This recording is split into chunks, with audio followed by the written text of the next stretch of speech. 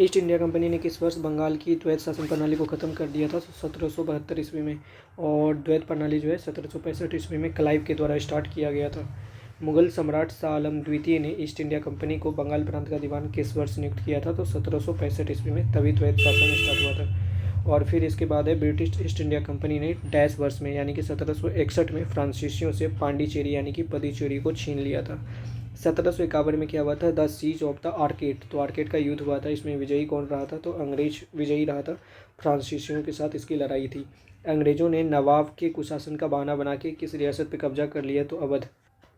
1826 में यांडबू की संधि हुई थी, तो किसके साथ हुई थी? असम के साथ हुई थी। और प्रथम आंग्ल युद्ध जो हुआ था 1824 से लेकर 26 के बीच हुआ था। ब्रिटिश शासकों ने भारत पर लगभग कितने वर्षों तक शासन करा? तो 200। भारत में 1617 में ब्रिटिश ईस्ट इंडिया कंपनी की व्यापार करने की जहांगीर द्वारा अनुमति दे दी गई थी। और ईस्ट इंडिया कंपनी ने 1608 ईस्वी में कैप्टन विलियम हॉकिंस को सूरत में एक कारखाना खोलने की अनुमति लेने के लिए सम्राट जहांगीर के दरबार में भेजा गया था, जो कि 1613 ईस्वी में ये आदेश ले पाया और सूरत शहर में पहला फैक्ट्री खोला थॉमस एल्बर्ट के अधीन। ईस्ट इंडिया कंपनी ने पूर्व के साथ व्यापार का इकलौता अधिकार प्रदान करने वाला चार्टर इंग्लैंड की शासक महारानी एलिजाबेथ प्रथम से किस वर्ष प्राप्त किया था? तो 1600 ईस्वी में। और उसमें लगभग उन्होंने 15 वर्षों का एकाधिकार प्राप्त किया था। किस वर्ष में भारत के प्रशासन को महारानी विक्टोरिया की उद्घोषणा के द्वारा ब्रिटिश साम्राज्य के हाथों में सौंपा गया? तो 1858। कैनिंग जो है भारत का अंतिम गवर्नर जनरल तथा प्रथम वायसराय बना। वांडीवास का भी युद्ध हुआ था, जिसमें इंग्लिश सेना ने फ्रांसीसियों को हराया था और जो अंग्रेजी सेना थी आयुरकूट के नेतृत्व में लड़ी थी। निम्नलिखित में से कौन ब्रिटिश ईस्ट इंडिया कंपनी की ओर से बक्सर के युद्ध का नेतृत्व किया था? तो हेक्टर मुनरो ने। फिर इसके बाद है कब की बात है? 1764 ईस्वी। जोसेफ फ्रैंकियोस डुप्लेक्स जो भारत में निम्नलिखित में से किस ईस्ट इंडिया कंपनी के गवर्नर थे? तो फ्रेंच के गवर्नर थे। इसके नेतृत्व में प्रथम कर्नाटक युद्ध हुआ था, जो कि 1746 से 48 के बीच हुआ था। फ्रांसीसी व्यापारिक कंपनियों ने 1673 में भारत में डैश में अपने ठिकाने बनाए थे? तो पांडिचेरी में बनाए थे। फ्रांसीसी यात्री फ्रांसवा बर्नियर किस वर्ष भारत आया था? 1656 ईस्वी में आया था। और पहला कर्नाटक युद्ध डैश और डैश के बीच लड़ा गया था, तो वो अंग्रेजों और फ्रांसीसियों के बीच लड़ा गया था। तो हम देखते हैं पहला कर्नाटक युद्ध जो हुआ था वो 1746 से 48 के बीच हुआ और इसका परिणाम हुआ था एक्सला चैलप की संधि हुई थी। द्वितीय कर्नाटक युद्ध 1749 से लेकर 54 तक हुआ था, जिसमें पांडिचेरी की संधि हुई। और तृतीय हुआ था 1756 से लेकर 63 में, जिसमें पेरिस की संधि हुई थी और सप्तवर्षीय युद्ध चल रहा था। निम्नलिखित में से किस वर्ष में पानीपत की तीसरी लड़ाई लड़ी गई थी? तो 1761 में तीसरी लड़ाई लड़ी गई थी अहमद शाह अब्दाली के विरुद्ध। और बाजीराव प्रथम या बाजीराव बल्लाल किसके पुत्र थे? तो पेशवा बालाजी विश्वनाथ के पुत्र। निम्नलिखित में से किस अंग्रेज मराठा युद्ध के परिणाम पर स्वरूप पेशवाओं के प्रांतों का विलय बम्बई प्रेसिडेंसी में हो गया था? तो तृतीय युद्ध में, जो कि हुआ था 1817 से 1818 के बीच। प्रथम आंग्ल मराठा युद्ध कब हुआ? तो 1775 से लेकर 1782 ईस्वी में। और द्वितीय आंग्ल मराठा युद्ध 1803 से 1806 ईस्वी में हुई थी। भारत में पूना के मराठा पेशवा बाजीराव द्वितीय और अंग्रेजों के बीच बसाई की संधि पर हस्ताक्षर किस वर्ष हुए थे? तो बसाई की संधि पर हस्ताक्षर हुए 1802 में। और ये सहायक संधि स्वीकार करने वाला प्रथम मराठा सम्राट था। सालवाई की संधि कब हुई थी? तो 1782 ईस्वी में हुई थी। और पानीपत की तीसरी लड़ाई हुई थी 1761 ईस्वी में, 14 जनवरी 1761 ईस्वी में। दो तरह का कर लिया जाता था। पहला चौथ, जो कि लगभग 25% होता था, और सरदेशमुखी 10% होता था। किसने गुरिल्ला युद्ध के तरीकों की शुरुआत करी? तो शिवाजी ने करी थी और ये एक स्पेनिश शब्द है। किस वर्ष शिवाजी को छत्रपति का ताज बनाया गया? 1674 ईस्वी में छत्रपति का ताज बनाया गया। और उन्होंने 1643 में बीजापुर के सिंहगढ़ के किले पर अधिकार किया था। और उनके गुरु का नाम समर्थ रामदास था और उनकी जो शासन चलता था वो अष्टप्रधान के जरिए उनका शासन चलता था। मराठा साम्राज्य का दूसरा संस्थापक किसे माना जाता है? तो बाजीराव फर्स्ट को माना। पुणे कभी डैश की राजधानी के रूप में जानी जाती थी? तो पेशवा की राजधानी के रूप में जानी जाती थी। और लगभग 1818 तक पुणे मराठों के अधीन ही था। फिर लिखा है कि वर्ष डैश में, कब? तो 1818 में मराठों द्वारा ब्रिटिशों को किए गए आत्मसमर्पण से मराठा साम्राज्य का अस्तित्व समाप्त हो गया, जिसे तीसरा एंग्लो मराठा वार कहा जाता है। पेशवा या प्रधानमंत्री होते थे, राजा या प्रधानमंत्री, ठीक है। और फिर इसके बाद है वाकिया नवीस जो होते थे वो दरबार के कार्रवाइयों के विवरण लिखते थे। अमत और मजमुआदार कौन होते थे, तो वित्त और राजस्व मंत्री होते थे। सुरु नवीस या फिर सचिव या फिर उसको चिटनीस किसको कहते थे, राजकीय या पत्र व्यवहार देखने वाले। दबीर या सुमंत किसको कहते थे, विदेश मंत्री को। शरे नौबत किसको कहते थे, सेना मंत्री। संगठन और रसद कार्य देखने के लिए। और सदर या पंडित राव किसको कहते थे, धार्मिक अनुदान विभाग की प्रमुख जो होती थी। और फिर न्यायाधीश कौन होते थे, राजा के बाद समस्त दीवानी एवं फौजदारी मामले यही देखता था। फिर इसके बाद है स्वतंत्र राज जो कि मैसूर था। टीपू सुल्तान के शासन के दौरान निम्नलिखित विकल्पों में से कौन से राजधानी कौन सी थी, श्रीरंगपट्टनम थी, ठीक है। और टीपू सुल्तान को मैसूर का बाग कहा जाता है। और टीपू सुल्तान के साथ 1792 की संधि श्रीरंगपट्टनम जुड़ी हुई। निम्नलिखित में से किस संधि पर हस्ताक्षर करके द्वितीय आंग्ल मैसूर युद्ध खत्म हुआ था, तो उसमें मैंगलोर की संधि की गई थी। फिर लिखा है कि 18वीं शताब्दी में अंग्रेजों ने मैसूर शासकों के साथ 4 युद्ध लड़े। और निम्नलिखित में से किसका संबंध तीसरे आंग्ल मैसूर युद्ध से है, तो लोक सेवाओं की शुरुआत से है, तो लॉर्ड कॉर्नवालिस से है। और लॉर्ड कॉर्नवालिस के समय श्रीरंगपट्टनम की संधि हुई थी और लॉर्ड कॉर्नवालिस को नागरिक सेवा का जनक कहा जाता है। निम्नलिखित में से कहाँ पर वाडियर राजवंश की स्थापना हुई थी, तो मैसूर में हुई थी। कब हुई थी, तो 1799 ईस्वी में हुआ था।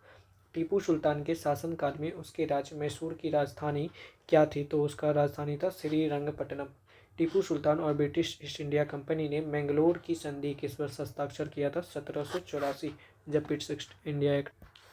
श्रीरंगपट्टनम के युद्ध में टीपू सुल्तान की हार के बाद अंग्रेजों के साथ एक सहायक गठबंधन के तहत मैसूर पर किसने शासन किया था, वाडियर ने। फिर इसके बाद है तृतीय आंग्ल युद्ध। तृतीय आंग्ल मैसूर युद्ध के दौरान बंगाल के गवर्नर जनरल कौन थे, तो लॉर्ड कॉर्नवालिस थे। और फिर भारत के किस भाग में आसफ जाही राजवंश के निजामों ने शासन किया है, तो वो दक्कन प्रांत का क्षेत्र है। स्वतंत्र बंगाल राज्य की स्थापना किसने करी थी, तो मुर्शिद कुली खान ने करी थी। बक्सर का युद्ध किस अंग्रेजी सेना के नेतृत्व में लड़ा गया, तो हेक्टर मुनरो के नेतृत्व में। मीर कासिम का नाम भारत के निम्नलिखित में से किस युद्ध से संबंधित है, तो बक्सर के युद्ध से संबंधित है। बंगाल के तत्कालीन नवाब जो थे वो कौन थे, इब्राहिम खान थे, जो हुगली नदी के दाहिनी किनारे पे एक व्यापारिक पोस्ट स्थापित करने की अनुमति प्राप्त करके चंदनगर को 1673 में एक फ्रांसीसी उपनिवेश के रूप में स्थापित किया था। 1673 में क्या हुआ था कि चंदननगर या चंद्रनगर में फ्रांसीसी उपनिवेश स्थापित हो। फिर 1756 में सिराजुद्दौला डैश के बाद बंगाल के नवाब बने, तो अलीवर्दी के बाद सिराजुद्दौला नवाब बने जो उनके दामाद थे। फिर बंगाल मुगल नियंत्रण से अलग हो गया, जिसके तहत डैश मतलब मुर्शिद कुली खान उस स्वाधीन प्रांत का उपराज्यपाल बना था। उसने किसानों को तकावी ऋण प्रदान किया था, यानी कि मतलब कि खेती करने के लिए पैसे देना। बंगाल किसके नेतृत्व में धीरे धीरे मुगल नियंत्रण से अलग हो गया था, तो मुर्शिद कुली खान के समय हो गया था। 1757 में प्लासी का युद्ध किसने जीता था, तो ब्रिटिश ईस्ट इंडिया कंपनी ने जीता। प्लासी नाम का एक छोटा सा गांव जिसे प्लासी के युद्ध के लिए जाना जाता है, जो ईस्ट इंडिया कंपनी और नवाब सिराजुद्दौला के बीच लड़ा गया था, किस नदी के किनारे स्थित है, भागीरथी किनारे के स्थित है। भारत के निम्नलिखित में से किस राज्य में ब्लैक होल स्मारक स्थित है, तो वो पश्चिम बंगाल में स्थित है। ये मेनली एक त्रासदी था जो कि सिराजुद्दौला के अटैक के कारण हो गया था। मीर जाफर को वर्ष 1764 में पुनः बंगाल के नवाब के रूप में प्रतिष्ठित किया गया था। इसने कंपनी से केवल नमक कर 2.5% लेने के अलावा कंपनी को सभी छूट प्रदान कर दी थी। प्लासी की जो युद्ध हुई थी, बंगाल का नवाब डैश को बनाया गया था, मीर जाफर को बनाया गया था। और मीर मदान और मोहनलाल जो है, मीर मदान और मोहनलाल निम्नलिखित में से किससे संबंधित है, तो प्लासी के युद्ध से संबंधित है। और मोहनलाल जो था उसका साला था सिराजुद्दौला का। प्लासी के युद्ध के समय मुगल सम्राट कौन थे, तो आलमगीर द्वितीय थे। और ब्रिटिशों के साथ अलीनगर की संधि जो हुई थी उस पर हस्ताक्षर किसने किया था, सिराजुद्दौला ने किया था 1757 ईस्वी में। फिर इसके बाद देखते हैं बक्सर का जो युद्ध हुआ था 1764 ईस्वी में। पानीपत का प्रथम युद्ध 1526, पानीपत का दूसरा युद्ध 1556, पानीपत का तीसरा युद्ध 1761, अहमद अब्दाली के नेतृत्व में। प्लासी का युद्ध 1757 ईस्वी में। सिराजुद्दौला और शाह आलम ने रॉबर्ट क्लाइव के साथ इलाहाबाद की संधि कब करी थी, तो 1765 में इलाहाबाद की संधि। ब्रिटिश ने साल 1849 में क्या किया कि एंग्लो सिख युद्ध में सिखों को हराने के बाद पंजाब पे कब्जा कर लिया था। डैश को अमृतसर में स्थित हरमंदिर साहिब गुरुद्वारे के स्वर्ण मंदिर के सुनहरे सुंदरीकरण के लिए जाना जाता है, तो वो रणजीत सिंह है। और सिख साम्राज्य की स्थापना निम्नलिखित में से किस भारतीय शासक ने करा था, तो महाराजा रणजीत सिंह ने। और उन्होंने खालसा राज का मतलब स्थापना कर। 1846 में ब्रिटिश साम्राज्य और महाराजा दिलीप सिंह के बीच लाहौर की संधि हुई थी, ठीक है। और मतलब कि राजा दिलीप सिंह की उम्र तब 5 वर्ष थी और उनकी संरक्षिका महारानी जिंदा कौर थी। और ये जो हुआ था वो हार्डिंग के समय हुआ था 1846 में। स्वतंत्रता पूर्व भारत में गरीबी रेखा पर चर्चा करने वाले पहले व्यक्ति निम्नलिखित में से कौन थे, तो दादा भाई नौरोजी थे। उन्होंने प्रति व्यक्ति आय 20 रुपया बताया। रैयतवाड़ी बंदोबस्त, जिसमें काश्तकारों को सीधे सरकार को वार्षिक कर चुकाना पड़ता था, शुरुआत में इसे किस प्रांत से शुरू किया गया, तो वो मद्रास और बॉम्बे से शुरू किया गया।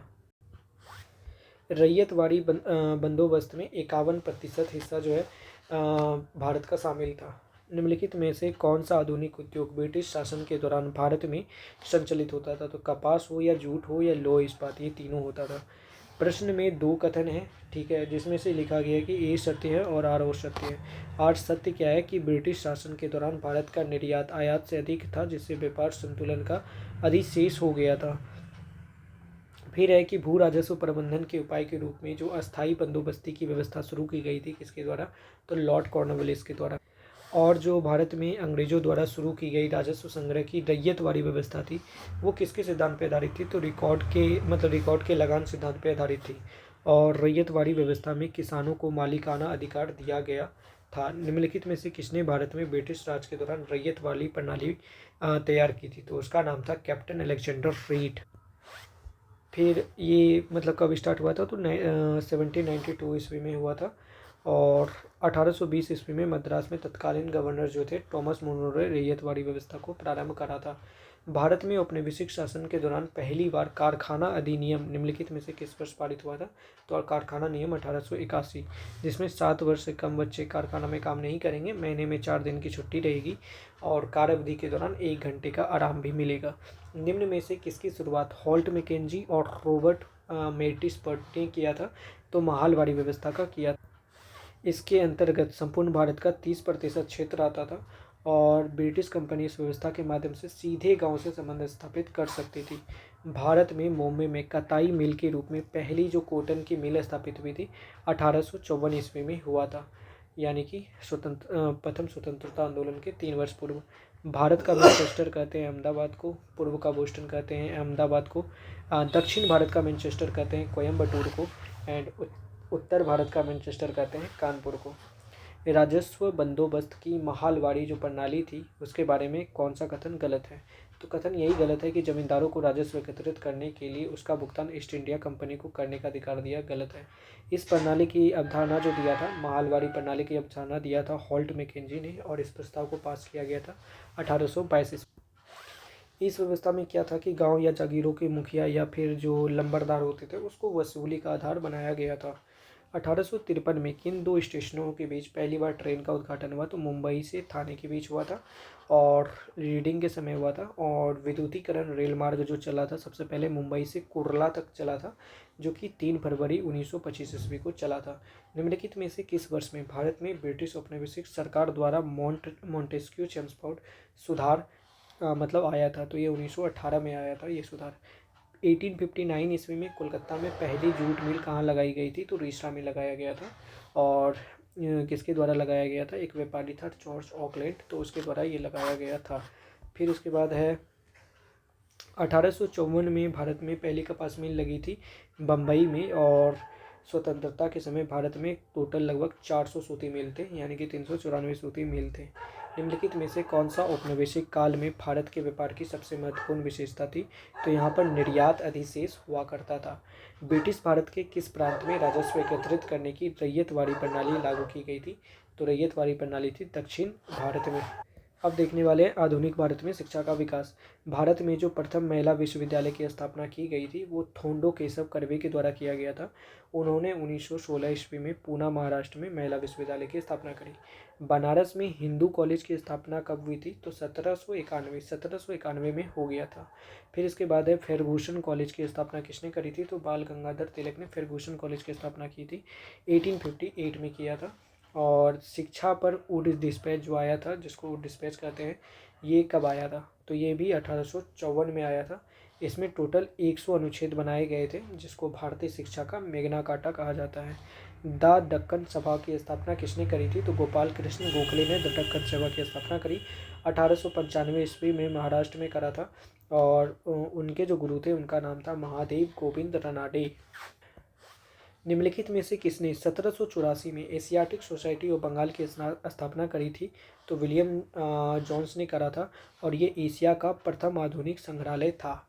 लॉर्ड रिपन जो कि हंटर कमीशन की नियुक्ति कब करी थी? तो 1882 में हंटर कमीशन का नियुक्ति करा, जो कि भारतीय शिक्षा आयोग के लिए बना था। इस आयोग के सुझावों पर पंजाब विश्वविद्यालय 1882 और इलाहाबाद विश्वविद्यालय 1857 की स्थापना हुई थी। किस समाज सुधारक ने वर्ष 1896 में पूना में एक शैक्षणिक संस्थान हिंदू विधवा गिरी की स्थापना करी थी? तो उनका नाम था थोंडो केशव कर्वे। निम्नलिखित में से कौन भारत में अंग्रेजी शिक्षा के एक बड़े समर्थक थे? तो उनका नाम था टीबी मैकार। किस शिक्षा आयोग ने यह तर्क दिया था कि यूरोपीय शिक्षा से भारतीयों के नैतिक चरित्र का उत्थान होगा? तो ये वुड का नीति पत्र था, जिसको वुड डिस्पैच के द्वारा दिया गया था। औपनिवेशिक भारत के संदर्भ में जो हार्टिक कमेटी की रिपोर्ट थी वो किस क्षेत्र से थी? शिक्षा से संबंधित थी। इसका गठन 1929 ईस्वी में हुआ था, और 1917 ईस्वी में सैडलर समिति भी आई थी, वो भी शिक्षा के लिए थी। तो दो समिति आई, एक हार्टोग समिति और फिर इसके बाद सैडलर समिति। फिर लिखा है आर्म्स एक्ट जो है और वर्नाक्यूलर प्रेस एक्ट कब पारित हुआ था? 1878 में पारित हुआ था। वर्नाक्यूलर प्रेस अधिनियम जो है भारत के किस वायसराय के मतलब शासनकाल के दौरान लागू हुआ था? तो उनका नाम है लॉर्ड लीटन। वर्नाक्यूलर एक्ट को 1881 में लॉर्ड रिपन ने रद्द भी कर दिया था। ठीक है, 1881। पहला अंग्रेजी भाषा का समाचार पत्र जो था वो हिक्कीज बंगाल गजट था, और ये 16वीं शताब्दी में पुर्तगाली मिशनरियों के द्वारा शुरू किया गया था। जबकि भारत में राष्ट्रीय प्रेस की स्थापना का श्रेय राजा राममोहन रॉय को दिया जाता है, जिन्होंने हिंदुस्तान टाइम, और राजा राममोहन रॉय को जाता है हिंदुस्तान टाइम का जो संपादन करा था वो के.एम. पनिकर किया करते थे 1920 में। और किसी भी भारतीय द्वारा अंग्रेजी में प्रकाशित समाचार पत्र गंगाधर भट्टाचार्य का साप्ताहिक बंगाल गजट था। निम्नलिखित में से कौन सा द हिंदू समाचार पत्र के एक संस्थापक हैं जिन्होंने 1878 में स्थापना करा था उसका? जी सुब्रमण्यम अय्यर। देख लेते हैं द हिंदू का संस्थापक कौन है? जी सुब्रमण्यम अय्यर, जो कि 1878 में हिंदू का मतलब कि स्थापना किया था। संवाद कुमुदी राजा राममोहन रॉय 1821। सोम प्रकाश ईश्वर चंद्र विद्यासागर 1859। इंदु प्रकाश विष्णु शास्त्री पंत्री 1862। अमृत बाजार पत्रिका मोतीलाल घोष शिशिर कुमार घोष और 1868। बंगाली जो है एस.एन. बनर्जी 1879। प्रताप जो है गणेश शंकर विद्यार्थी 1910। अल हिलाल जो है अबुल कलाम आजाद 1912। भारत का प्रथम हिंदी समाचार पत्र कौन सा था? तो उर्दन मारतंड जो हिंदी समाचार पत्र था, और वो भी प्रथम। फिर इसके बाद 1826 ईस्वी में कलकत्ता में एक साप्ताहिक पत्र के रूप में इसकी स्थापना हुई थी, और जुगल किशोर शुक्ल जी इसको चला रहे। भारत के किस स्वतंत्रता सेनानी ने लखनऊ में 1857 के प्रसिद्ध विद्रोह सिपाही विद्रोह का नेतृत्व किया था? तो वो मतलब बेगम हजरत महल थी। 1857 के विद्रोह में किस मुगल शासन का योगदान रहा? तो बहादुर शाह सेकेंड का। 1857 का विद्रोह कहाँ से आरंभ हुआ था? तो मेरठ से स्टार्ट हुआ था। और बिहार में 1857 के विद्रोह का नेतृत्व वीर कुंवर सिंह ने करा था। बरेली के जो नेता थे वे खान बहादुर खान थे, और बिहार के नेता वीर कुंवर सिंह थे। निम्नलिखित में से किस लड़ाई में मौलवी अहमदुल्ला शाह ने हेनरी लॉरेंस के नेतृत्व वाली सेना को परास्त किया था? तो वो चिन्हट का युद्ध था। भारतीय विद्रोह की शुरुआत 10 मई 1857 की मेरठ से हुई थी, और ये खत्म कब हुआ था? तो 1858 ईस्वी में ग्वालियर में हुआ था। 1858 में ग्वालियर में। सिपाही विद्रोह किस वर्ष समाप्त हुआ था? तो 1858 में हुआ था। 1857 की भारतीय क्रांति प्रभावित रूप से जो है ग्वालियर शहर में समाप्त हुई। 1857 तक जो है लाल किला भारत के मुगल सम्राटों का लगभग 200 वर्षों तक निवास स्थान रह चुका था। फिर लिखा है कि डैश 1857 के विद्रोह के दौरान मुगल सम्राट था, तो ये 2 बार हो चुका है, बहादुर शाह सेकेंड। फिर लिखा है 1857 के विद्रोह को भारत के प्रथम स्वतंत्रता संग्राम की संज्ञा किसने दी थी? वी डी सावरकर ने। और जनवरी 1857 में बंगाल की दमदम छमानी के सैनिकों ने कारतूसों का प्रयोग करने से इनकार कर दिया था। निम्नलिखित में से किस शहर में झांसी की रानी की समाधि स्थल है? तो वो ग्वालियर में मौजूद है। और बेगम हजरत महल भारत के निम्नलिखित में से किस विद्रोह से संबंधित है? तो सिपाही गदर या उत्परिवर्तन 1857 से। निम्नलिखित में से कौन 1857 के विद्रोह से संबंधित नहीं था? तो वो भगत सिंह नहीं था। और वो उनका जन्म कब हुआ था? 28 दिसंबर 1907 में उनका जन्म हुआ था। निम्नलिखित में से कौन 1857 में अंग्रेजों के खिलाफ विद्रोह में इलाहाबाद और प्रयागराज के एक नेता थे? तो उनका नाम था मौलवी लियाकत अली खान। इलाहाबाद लियाकत अली खान, झांसी रानी लक्ष्मीबाई, बरेली खान बहादुर खां, कानपुर नाना साहेब और तात्या टोपे, लखनऊ बेगम हजरत महल, जगदीशपुर बिहार कुंवर सिंह, फैजाबाद मौलवी अहमद उल्ला, असम यानी कि दीवान मानीराम, और फिर राजा कंदर परव ईश्वर, और फिर संभलपुर उड़ीसा राजकुमार सुरेंद्र शाही और उज्जवल शाही। फिर इसके बाद है सतारा जो कि महाराष्ट्र में था, रंगो बापूजी इनका नेतृत्व संभाल रहे थे। भारत 1857 की क्रांति के संदर्भ में निम्नलिखित कथनों पर विचार करें। तो कानपुर में सिपाहियों ने नाना साहब को अपना नेता माना था, और बस इतना ही है। और दिल्ली में विद्रोहियों का वास्तविक नेता जनरल बख्त खां था। फिर अल्लूरी सीताराम राजू भारत के आंध्र प्रदेश के एक आदिवासी स्वतंत्रता सेनानी थे। उन्होंने 1922 ईस्वी में रंपा विद्रोह किया था। पूर्वी गोदावरी क्षेत्र में भी एक कोया विद्रोह हुआ था। कब हुआ था? तो 1879 टू 80 यानी कि 1880 के दरमियान हुआ था। इनके जो नेता थे उनका नाम था टोम्पा सोरा, ठीक है। और इनका दूसरा चरण 1886 ईस्वी में अनंत सैयर के द्वारा हुआ था, जो कि राम की सेना का गठन करा था। 1921 से 22 में केरल के मालाबार समुद्र तट के किनारे किसानों ने एक महान विद्रोह किया था, जिसको मोपला विद्रोह के रूप में जाना जाता है। रानी गाई दिनल्लू जो है किस आंदोलन से संबंधित है? तो हेरेका आंदोलन से संबंधित है। और ये नागालैंड की रानी लक्ष्मीबाई के रूप में भी जानी जाती है। भारत का निम्नलिखित में से कौन सा भाग कूका आंदोलन से प्रभावित था? तो वो पंजाब था। बाबा रामचंद्र सिंह ने कूका आंदोलन को भारत में स्टार्ट करा था, और इसके संस्थापक भगत जवाहर मल थे। प्रथम अखिल भारतीय किसान सभा की गठन कहाँ हुई थी? तो वो लखनऊ में हुआ था। कब? 1936 ईस्वी में कांग्रेस के लखनऊ अधिवेशन में शाहजानंद सरस्वती की अध्यक्षता में ये चीज़ हुआ था। 1920 के दशक की शुरुआत में एक उग्रवादी गुरिल्ला आंदोलन आंध्र प्रदेश की गुडेम की पहाड़ी में फैल गया था, जिसका नेतृत्व कौन कर रहे थे? अल्लूरी सीता राम राजू। अंग्रेजों के खिलाफ किए गए आंदोलन और उनके नेता, इनमें से कौन सा युग में सही है? तो पागलपंथी विद्रोह जो कि तिरुत सिंह के द्वारा किया गया था वो गलत है। पागलपंथी विद्रोह जो है मेनली गोरो जनजाति के द्वारा किया गया था, उत्तरी बंगाल की बात है, और ये करम शाह ने चलवाया था। और फिर देख लेते हैं ओहम विद्रोह जो हुआ था वो गोमधर कुंवर के द्वारा, पाइका विद्रोह हुआ था बख्शी जगबंधु के द्वारा, और कोल विद्रोह हुआ था बुधू भगत के द्वारा। फिर आगे देखते हैं कि व्यपगत, ठीक है, व्यपगमन के सिद्धांत के क्रियान्वयन के खिलाफ 1824 में ब्रिटिश ईस्ट इंडिया कंपनी के खिलाफ सशस्त्र विद्रोह का नेतृत्व करने वाले पहले भारतीय शासकों में से कौन थे? उनका नाम था कित्तूर चेन्नम्मा। फिर इसके बाद देखते हैं पाथरूघाट विद्रोह किससे संबंधित है? तो किसानों के विद्रोह से।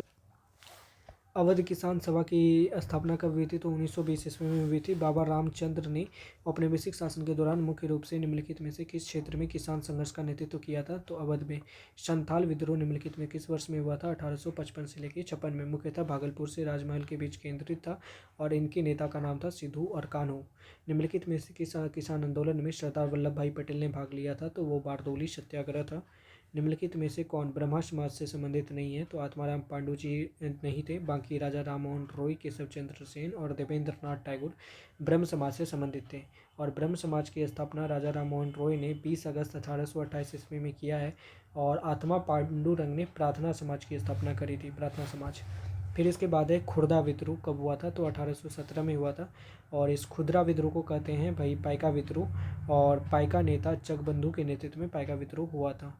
फिर इसके बाद है पाइका विद्रोह जो था उसका नेतृत्व किसने किया था? तो बख्शी जगबंधु ने किया था। पाइका को पहले लगान मुक्त भूमि प्राप्त थी, तो इस विरोध में किया गया। कुछ इतिहासकार इसे भारत का प्रथम स्वतंत्रता संग्राम मानते हैं। फिर इसके बाद है वाइकोम सत्याग्रह कब हुई थी? तो 1924 में 25 में वाइकोम सत्याग्रह हुआ, जो कि केरल के त्रावणकोर मतलब कि शहर में हुआ था। टी के माधवन और के कलप्पन और के पी केशव मेनन के नेतृत्व में, जिसमें क्या था कि छुआछूत के खिलाफ ये आंदोलन था। और जांच दल ने 22% से कर हटा के 6.03% कर दिया था वारदोली वाला आंदोलन में। राजा राममोहन रॉय की पुस्तक गिफ्ट टू मोनोथेइस्ट, इसमें क्या है, ये किस भाषा में लिखी गई है? फारसी भाषा में लिखी गई है। राजा राममोहन रॉय को भारत के पुनर्जागरण के पिता के रूप में देखा जाता है। उन्होंने 1815 में आत्मीय सभा, 1821 ईस्वी में कलकत्ता यूनिटेरियन एसोसिएशन की स्थापना करी और 1828 में ब्रह्म समाज की स्थापना करी। फिर लिखा है कि स्वामी दयानंद के कुछ अनुयायियों ने डीएवी नामक स्कूलों और कॉलेजों का एक नेटवर्क शुरू किया। डीएवी में ए का क्या अर्थ होता है? तो एंग्लो होता है।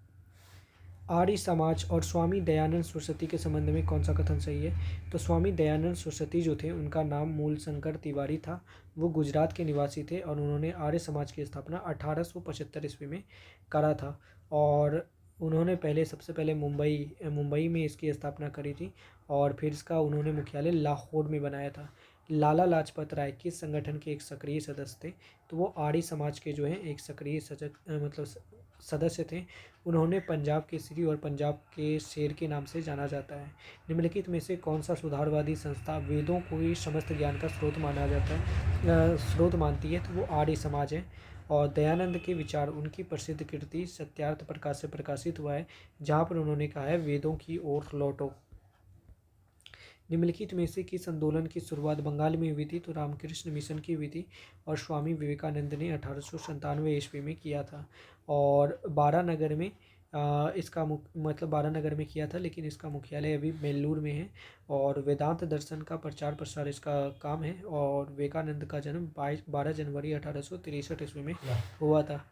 करसन दास मूलजी और दादोबा पांडुरंग किससे जुड़े हुए थे? तो विधवा पुनर्विवाह से प्रोत्साहित किए थे, ठीक है। और ये जुड़े हुए थे परमहंस मंडली से। 1849 ईस्वी में मुंबई में इसकी स्थापना की गई थी।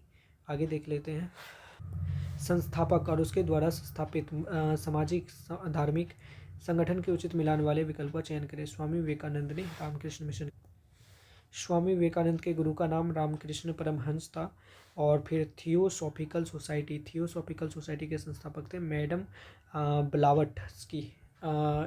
ब्लावटस्की। फिर इसके बाद में भारत के थियोसॉफिकल सोसाइटी के जो संस्थापक थे वो एनी बेसेंट जी थे, जो कि 1893 ईस्वी में मद्रास से अडियर कस्बे में एनी बेसेंट ने किया था। फिर 1917 में ये कांग्रेस की प्रथम महिला अध्यक्ष भी बनी, एनी बेसेंट। फिर देखते हैं निम्नलिखित में से कौन अलीगढ़ आंदोलन के संस्थापक थे, जो भारत के मुसलमानों के पुनरुत्थान के लिए काफ़ी हद तक उत्तरदायी थे? तो उनका नाम था सैयद अहमद खान, जो कि इस आंदोलन की शुरुआत 1887 में हुई थी, अलीगढ़ आंदोलन की शुरुआत। और 1875 में सैयद अहमद खान ने अलीगढ़ में मोहम्मडन एंग्लो ओरिएंटल कॉलेज की स्थापना करी और 1920 ईस्वी में अलीगढ़ मुस्लिम विश्वविद्यालय में परिवर्तित हो गया। इन्होंने एक पत्रिका तहजीब उल अखलाक में सभ्यता और नैतिकता की बात कही है। उन्होंने किरान पे टीका नामक पुस्तक लिखा है। और 1864 में साइंटिफिक सोसाइटी की भी स्थापना करी है। 1863 में कोलकाता में स्थापित मोहम्मडन लिटरेरी सोसाइटी की स्थापना किसने करी है? तो नवाब अब्दुल लतीफ़ खान ने। निम्नलिखित में से किसे बंगाल में मुस्लिम पुनर्जागरण का जनक माना जाता है? नवाब अब्दुल लतीफ़ खान, जो कि 1828 से लेकर 1893 ईस्वी के बीच रहा। भारत की बेगमों ने 20वीं शताब्दी के शुरुआत में डैश लड़कियों के लिए एक प्राथमिक विश्वविद्यालय की स्थापना करी थी, तो अलीगढ़ में करा था। किसके सहायता से? तो बेगम रुकैया सखावत हुसैन ने पटना और कलकत्ता में भी ऐसे कॉलेज या स्कूल की स्थापना करा था। मद्रास का वेद समाज जो है किससे प्रेरित था? तो ब्रह्म समाज से प्रेरित था। और मद्रास में वेद समाज के रूप में ये प्रेरित हुआ। और महाराष्ट्र में ये प्रार्थना समाज के रूप में विकसित होने वाली संस्थान थे। फिर ओरू जाति, ओरू मातम और ओरू देवम मनुष्यानु क्या है कि विचारधारा किसने वकालत करी थी? तो नारायण गुरु ने इस विचारधारा की वकालत करी थी। आरजी भंडाकर किस सुधारवादी संस्था के लोकप्रिय नेता थे? तो वो प्रार्थना समाज के लोकप्रिय नेता थे। और प्रार्थना समाज की स्थापना 1867 में मुंबई में महादेव गोविंद रनाटे, आत्माराम पांडुरंग और आरजी भंडाकर ने करा था। फिर देख लेते हैं होम रूल लीग की स्थापना करी बाल गंगाधर तिलक ने। रामकृष्ण मिशन की स्थापना करा स्वामी विवेकानंद ने। आत्मीय सभा की स्थापना करी राजा राममोहन रॉय ने। सर्वेंट ऑफ इंडिया सोसाइटी की स्थापना गोपाल कृष्ण गोखले जी ने। और अभिनव भारत की स्थापना करी थी विनायक दामोदर सावरकर जी ने। भारतीय और पश्चिमी संस्कृति के मिश्रण का प्रतिनिधित्व करने वाला एक संस्कृत कॉलेज के प्रधानाचार्य कौन थे? ईश्वर चंद्र विद्यासागर। 1856 में इसने विधवा पुनर्विवाह अधिनियम पारित हुआ था और 1927 में मंदिर प्रवेश आंदोलन चला था। 1927 में भीमराव अम्बेडकर जी के द्वारा निम्नलिखित में से किस संस्थान की स्थापना एम.जी. रनाडे जी ने और जी.वी. जोशी जी ने करा था? तो पूना सार्वजनिक सभा। फिर इसके बाद है विधवा पुनर्विवाह संघ 1861 में बना, जिसकी संस्थापक कौन थे? तो महादेव गोविंद रनाडे जी थे और उन्होंने पश्चिमी भारत में सांस्कृतिक पुनर्जागरण के अग्रदूत तथा महाराष्ट्र के सुकरात के रूप में जाना जाता है उसको। धर्म सभा के संस्थापक कौन थे? तो राधाकांत देव थे। ज्ञान प्रसारक सभा के संस्थापक थे दादोबा पांडुरंग। प्रार्थना समाज के संस्थापक थे आरजी भंडाकर। आध्यात्मिक सत्य की खोज के लिए गठित जो तत्वबोधिनी सभा की स्थापना किसने करी थी? तो देवेंद्रनाथ टैगोर जी ने करी थी। वेद समाज की स्थापना ज्योतिबा फूले ने डैश में सत्यशोधक समाज की स्थापना करी? तो 1873 ईस्वी में करा था। कहाँ पर? तो पुणे में करा था और इसे सोसाइटी सीक्रेट्स ऑफ ट्रुथ के नाम से जाना जाता है। 1867 ईस्वी में केशव चंद्र सेन ने आत्माराम पांडुरंग को डैश में यानी कि बॉम्बे में प्रार्थना समाज की स्थापना करने का सलाह दिया हुआ था। निम्नलिखित में से कौन भारत में सामाजिक और धार्मिक सुधार में सक्रिय रूप से नहीं जुड़े हुए थे? तो उनका नाम था भारतेंदु हरिश्चंद्र। भारतेंदु हरिश्चंद्र को हिंदी साहित्य के पितामह के रूप में देखा जाता है। निम्नलिखित हस्तियों में से कौन प्रार्थना समाज से संबंध नहीं है? तो ईश्वर चंद्र विद्यासागर, बांकी आत्माराम पांडुरंग, एम.जी. रनाडे और आर.जी. भंडाकर जी हैं। आर.जी. भंडाकर प्रार्थना समाज के अग्रणी नेता थे। ब्रिटिश शासन के दौरान निम्नलिखित में से कौन सा संगठन अन्य 3 संगठनों की तुलना में पहले स्थापित किया गया था? तो वो ब्रह्म समाज है। ब्रह्म समाज की स्थापना 1828 में राजा राममोहन रॉय के द्वारा, परमहंस मंडली की स्थापना 1849 में दादाबू पांडुरंग के द्वारा, प्रार्थना समाज की स्थापना 1867 में आत्माराम पांडुरंग के द्वारा और सत्य शोधक समाज की स्थापना 1873 में ज्योतिबा फूले के द्वारा किया गया था। प्रार्थना समाज के संस्थापक निम्नलिखित में से कौन थे? तो उनका नाम आत्माराम पांडुरंग था। उस समय ब्रिटिश भारत की तत्कालीन जो गवर्नर जनरल कौन थे जिन्होंने सती प्रथा पर अवैध कर दिया? तो वो थे लॉर्ड विलियम बेंटिक। ठीक है। और वर्ष 1829 ईस्वी में 17वें नियम बनाया गया इसके विरुद्ध। महारानी विक्टोरिया उद्घोषणा ने कब ये स्पष्ट किया कि भारत राज्य सचिव के माध्यम से ब्रिटिश साम्राज्य के नाम पर शासन करेगा? तो ये हुआ था 1 नवंबर 1858। निम्नलिखित में से कौन 1876 में स्थापित इंडियन एसोसिएशन के संस्थापकों में से एक थे? तो उनका नाम था सुरेंद्र नाथ बनर्जी। और फिर है कि निम्नलिखित में से कौन 1915 के अधिवेशन के दौरान भारतीय राष्ट्रीय कांग्रेस के अध्यक्ष बने? तो सत्येंद्र प्रसाद सिन्हा 1915। भारतीय राष्ट्रीय कांग्रेस का पहला अधिवेशन जो हुआ था वो मुंबई में हुआ था और कलकत्ता में 1886 में दादा भाई नौरोजी के द्वारा। महाराष्ट्र में जो हुआ था 1887 में सैयद बदरुद्दीन तैयब जी जो कि पहले मुस्लिम अध्यक्ष थे। इलाहाबाद में हुआ फिर 1888 में जॉर्ज यूरे के द्वारा पहले अंग्रेज अध्यक्ष थे। और सूरत में 1907 में रासबिहारी घोष के द्वारा। बेलगांव में 1924 महात्मा गांधी जी के द्वारा। कानपुर में 1925 सरोजनी नायडू पहली भारतीय महिला के द्वारा। और लाहौर में 1929 जवाहरलाल नेहरू के द्वारा। और हरिपुरा 1938 में सुभाष चंद्र बोस जी के द्वारा। कांग्रेस और मुस्लिम लीग के बीच किस अधिवेशन में ब्रिटिश साम्राज्य के विरुद्ध एक संयुक्त मोर्चा बनाने का सहमति बनाया गया? तो वो लखनऊ था। ठीक है, जिसमें कि नरमपंथी गर्मपंथी जुट फिर से एक हो बैठे थे। फिर है कि भारतीय राष्ट्रीय कांग्रेस के अंतिम लक्ष्य के रूप में स्वशासन और स्वराज यह घोषणा दादा भाई नौरोजी ने किया था। कब किया था? तो आईएनसी के निर्माण में कब किया था? तो कलकत्ता में किया हुआ था। और फिर भारतीय राष्ट्रीय कांग्रेस को दूसरे अधिवेशन के अध्यक्ष कौन थे? भारतीय राष्ट्रीय कांग्रेस के दूसरे अधिवेशन के अध्यक्ष दादा भाई नौरोजी थे। राज्य के जो नीति निर्देशक तत्वों की उत्पत्ति निम्नलिखित में से किससे खोजी जा सकती है? तो ये तत्वों की उत्पत्ति है ना कराची प्रस्ताव के द्वारा खोजा जा सकता है।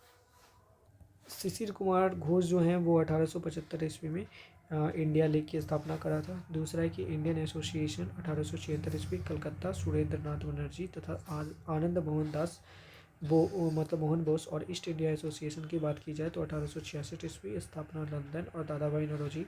आर्य समाज की स्थापना 1875 ईस्वी में हुआ था। स्थापना कहाँ हुआ था? मगध में। और स्थापक करता थे स्वामी दयानंद और सरस्वती। सितंबर 1923 में कांग्रेस के विशेष अधिवेशन की अध्यक्षता किसने की थी? जो कि 35 वर्ष की आयु में कांग्रेस के अध्यक्ष के रूप में चुने जाने वाले सबसे युवा व्यक्ति बने। तो मौलाना अबुल कलाम आज़ाद जी ने। फिर लिखा है कि वर्ष 1931 में अपनाए गए भारतीय राष्ट्रीय कांग्रेस के तिरंगे झंडे के केंद्र में एक चरखा रखा गया था 1931 में। और इस झंडे को बनाया था पिंगाली वैकिया ने तैयार किया था। फिर डॉक्टर राजेंद्र प्रसाद के नेतृत्व में गठित कमेटी जो है चरखे की जगह पे चक्र को शामिल कर लिया। और फिर 1947 को यानी कि 22 जुलाई 1947 को संविधान सभा ने भारतीय राष्ट्रीय ध्वज के रूप में अपना लिया। फिर लिखा है कि डैश में संपन्न हुई कांग्रेस के अधिवेशन किसी पिछड़े ग्रामीण क्षेत्र में आयोजित होने वाला पहला अधिवेशन था, तो वो फैजपुर है। और फिर 15वां अधिवेशन जो हुआ था वो फैजपुर में हुआ था, जो कि महाराष्ट्र में है। और इनके जो अध्यक्ष थे वो जवाहरलाल नेहरू जी थे। उन्होंने 13 सूत्रीय अस्थायी कृषि कार्यक्रम को मतलब कि बताया था। निम्नलिखित में से कौन ऐसे स्वतंत्रता सेनानी थे जिनके डिजाइन के आधार पर वर्तमान भारतीय राष्ट्रीय कांग्रेस मतलब भारतीय राष्ट्रीय ध्वज का डिजाइन तैयार किया गया है? तो वो पिंगली वेंकैया थे।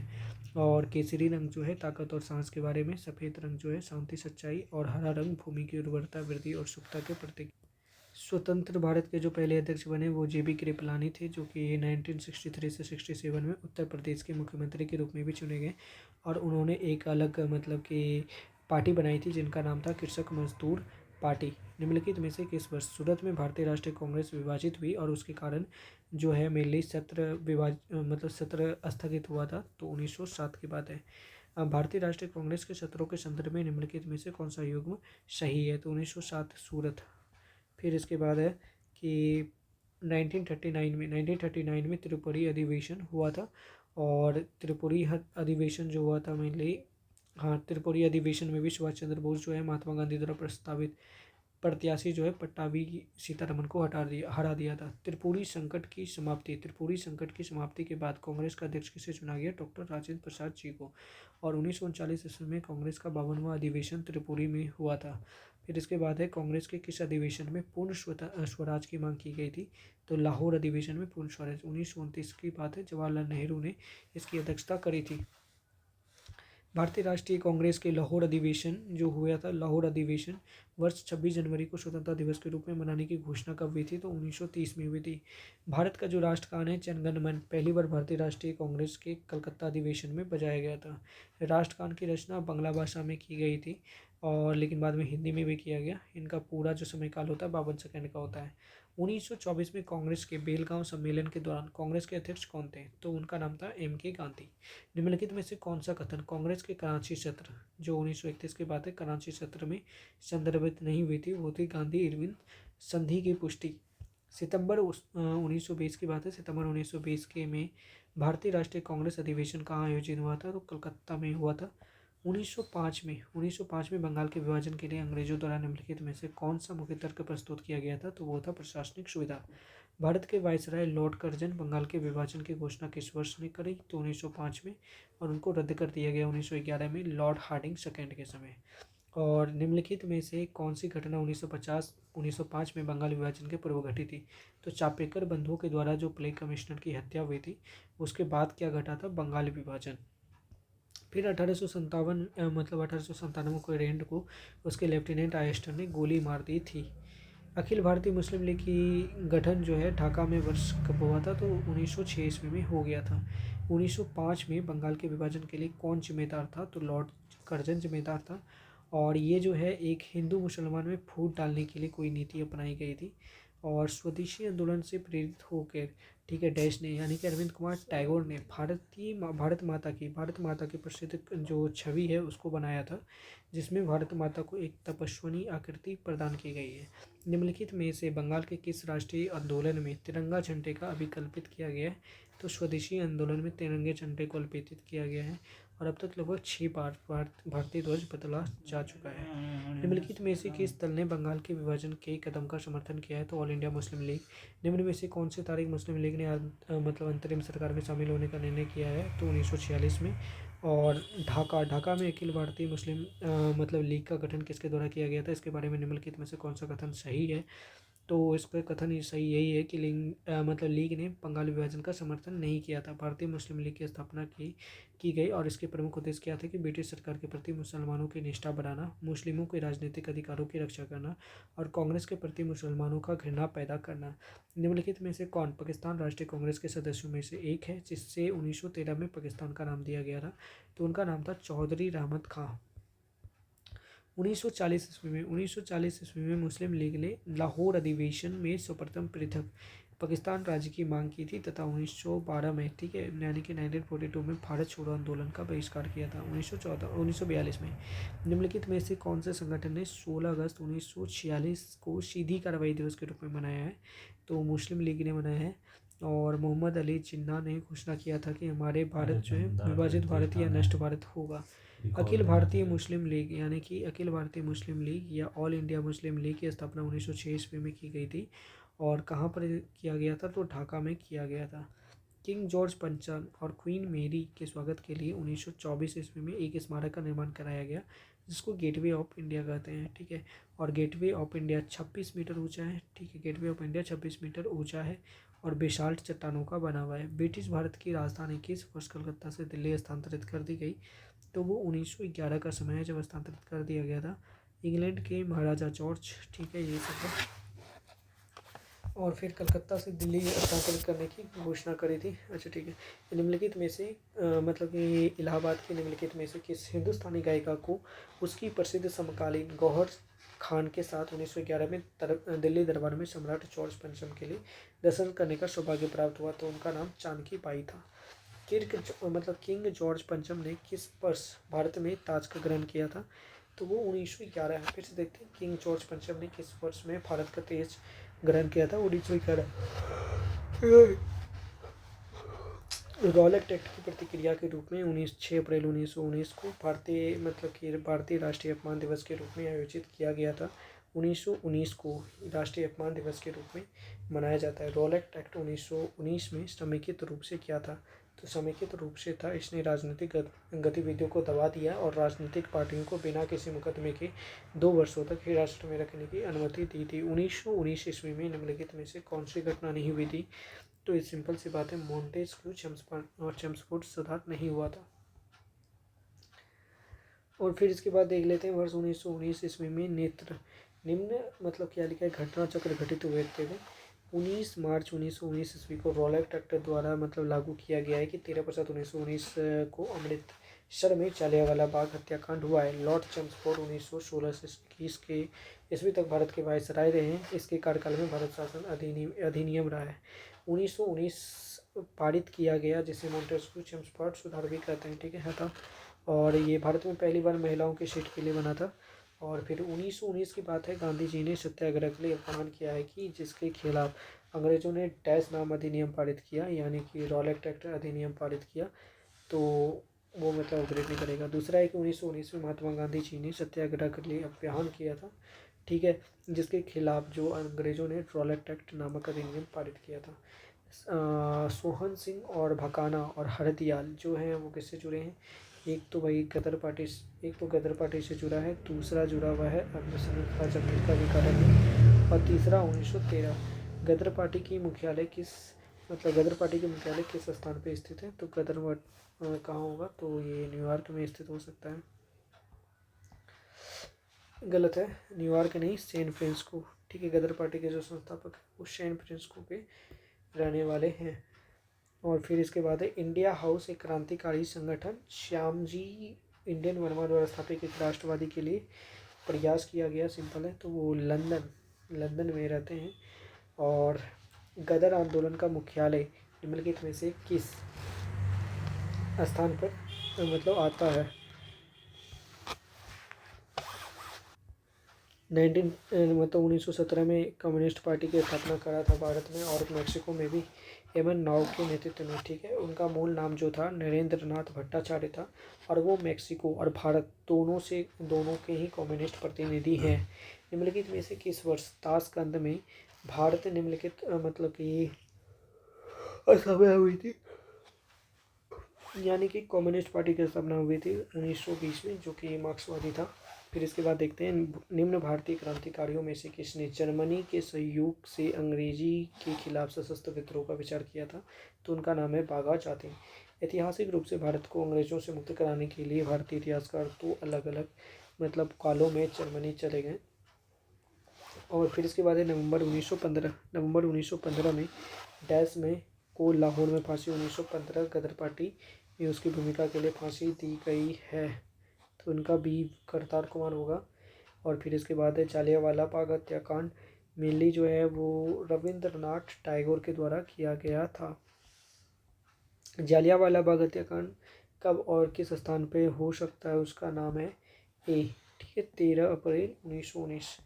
फिर इसके बाद है कि निम्नलिखित में से किस भारतीय को ब्रिटिश राजतंत्र द्वारा नाइटहुड की उपाधि दी गई, लेकिन जालियांवाला नरसंहार के बाद उन्होंने इसे वापस कर दिया था रविंद्रनाथ टैगोर के इस लॉकेट को। जालियांवाला बाग हत्याकांड के लिए जिम्मेदार ब्रिटिश अधिकारी माइकल ओडायर की हत्या माइकल ओडायर की हत्या जो है किया था वो था ऊधम सिंह किया था। और रॉलेट एक्ट के विरोध के दौरान पंजाब के लोकप्रिय नेता जो हैं डॉक्टर सफरुद्दीन किचलू, वो डॉक्टर सत्यनारायण था। और जालियांवाला बाग हत्याकांड 13 अप्रैल 1919 ईस्वी में उत्तर पश्चिम के प्रभाव के रूप में निम्नलिखित में से कौन सा कथन घटना नहीं हुआ है, तो हंटर आयोग का घटना कभी नहीं आया था 1919। किंतु जालियांवाला बाग हत्याकांड जो हुआ था, जांच हेतु कांग्रेस ने तहकीकात कमेटी 1911 की नियुक्ति करी थी, जिनके जो नेता थे मदन मोहन मालवीय जी थे। 1928 की बात है, हिंदुस्तान सोशलिस्ट रिपब्लिक एसोसिएशन 1928 में कुछ हेल्प करेगी, मतलब कि पैसा देके कुछ हेल्प करेगा, तो मतलब कुछ अच्छा होगा। दूसरा है कि हीरा का गठन किया गया था रिपब्लिक एसोसिएशन के द्वारा। ये क्रांतिकारी जो है संगठन था जिसमें मतलब चंद्रशेखर आज़ाद, भगत सिंह, सुखदेव, राम बिस्मिल आदि प्रमुख थे।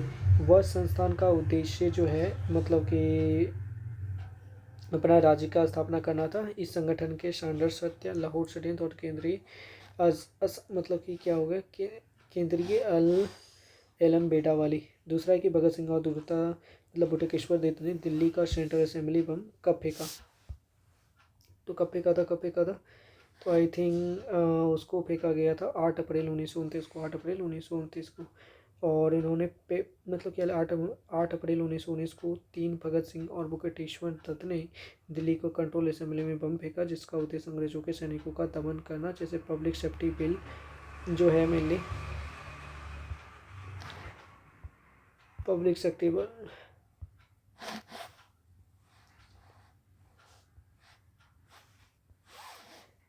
सेफ्टी बिल और ट्रेड डिस्प्यूट बिल का उद्घाटन करना था। इस बम कांड का लाहौर षड्यंत्र केस के अंतर्गत बटुआ दत्त को जेल, भगत सिंह को फांसी दी गई थी।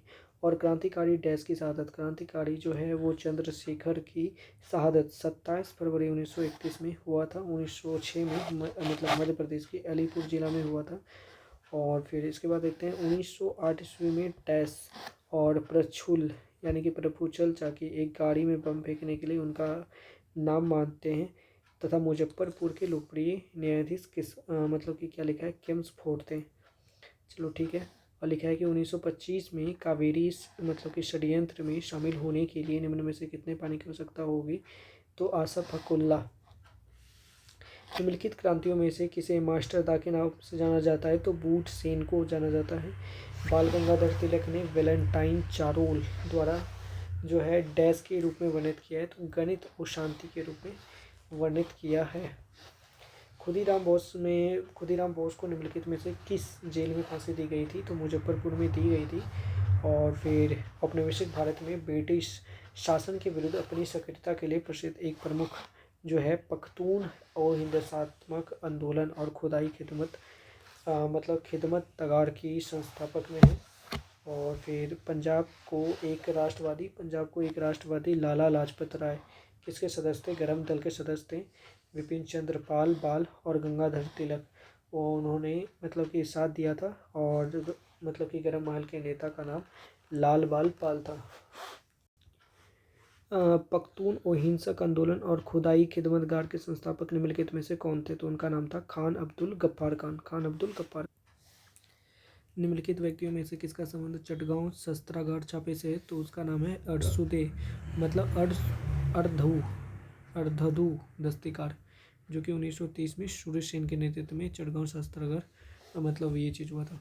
फिर इसके बाद है भगत सिंह, सुखदेव और राजगुरु को उनकी पुण्यतिथि पर श्रद्धांजलि देने के लिए भारत में 23 मार्च को शहीद दिवस के रूप में मनाया जाता है। और राजगुरु को लाहौर षड्यंत्र के आरोपी के रूप में फांसी पर लटका दिया गया था। और 30 जनवरी को गांधी जी की पुण्यतिथि को भी प्रत्येक वर्ष शहीद दिवस के रूप में मनाया जाता है। निम्नलिखित में से कौन चटगांव मतलब कि चटगांव शस्त्रागार छापे से संबंधित है? तो उनका नाम है कल्पना दत्ता। सूर्य सेन ने बंगाल में इंडियन रिपब्लिकन आर्मी की स्थापना करी थी। खुदीराम बोस ने मुजफ्फरपुर में किंग्स फोर्ट की हत्या करने का प्रयास किया था। तो कब किया था? तो 1908 ईस्वी में। 1904 में क्रांतिकारियों की गुप्त संस्था के रूप में अभिनव भारत की स्थापना किसने करी थी? तो वी.डी. सावरकर ने करा था। वी.डी. सावरकर ने 1899 ईस्वी में लगभग 1900 में तो मित्र मेला नामक संगठन बनाया था। इस संगठन को का वर्ष 1904 में नाम बदल के अभिनव भारत कर दिया गया था। 26 जनवरी को संविधान के उद्घाटन की तारीख के रूप में चुना गया क्योंकि 1930 में इसी तारीख को भारतीय राष्ट्रीय कांग्रेस ने पूर्ण स्वराज की मांग करी थी। महात्मा गांधी जो दक्षिण अफ्रीका से लौटे थे वो जनवरी 1915 में लौटे थे। वहाँ उन्होंने 1894 ईस्वी में नेटाल इंडियन कांग्रेस की स्थापना करी थी और 9 जनवरी को भारतीय प्रवासी दिवस के रूप में मनाया जाता है। महात्मा गांधी ने अखिल भारतीय हरिजन सेवक संघ की स्थापना कब करी? तो 1932 में किया उन्होंने और वर्तमान में इनके जो अध्यक्ष हैं वो शंकर कुमार सान्याल जी हैं। 1932 ईस्वी में जो स्थापित हरिजन सेवक संघ के संस्थापक कौन थे? तो महात्मा गांधी जी थे। 1932 में जो हस्ताक्षरित पूना समझौता हुआ था वो महात्मा गांधी और डैश के बीच हुआ था, तो अम्बेडकर जी के बीच हुआ था। और इनमें क्या हुआ था कि दलितों के लिए सुरक्षित सीटों की संख्या 71 से बढ़ा के 148 कर दिया गया था, जो कि 18% की वृद्धि थी। वर्ष 1932 ईस्वी में महात्मा गांधी ने ब्रिटिश सरकार के भारत का निर्वाचन प्रणाली को जातिगत आधार पर पृथक करने के फैसले के विरोध में किस जेल में भूख हड़ताल करी थी? तो यरवदा नामक जेल में।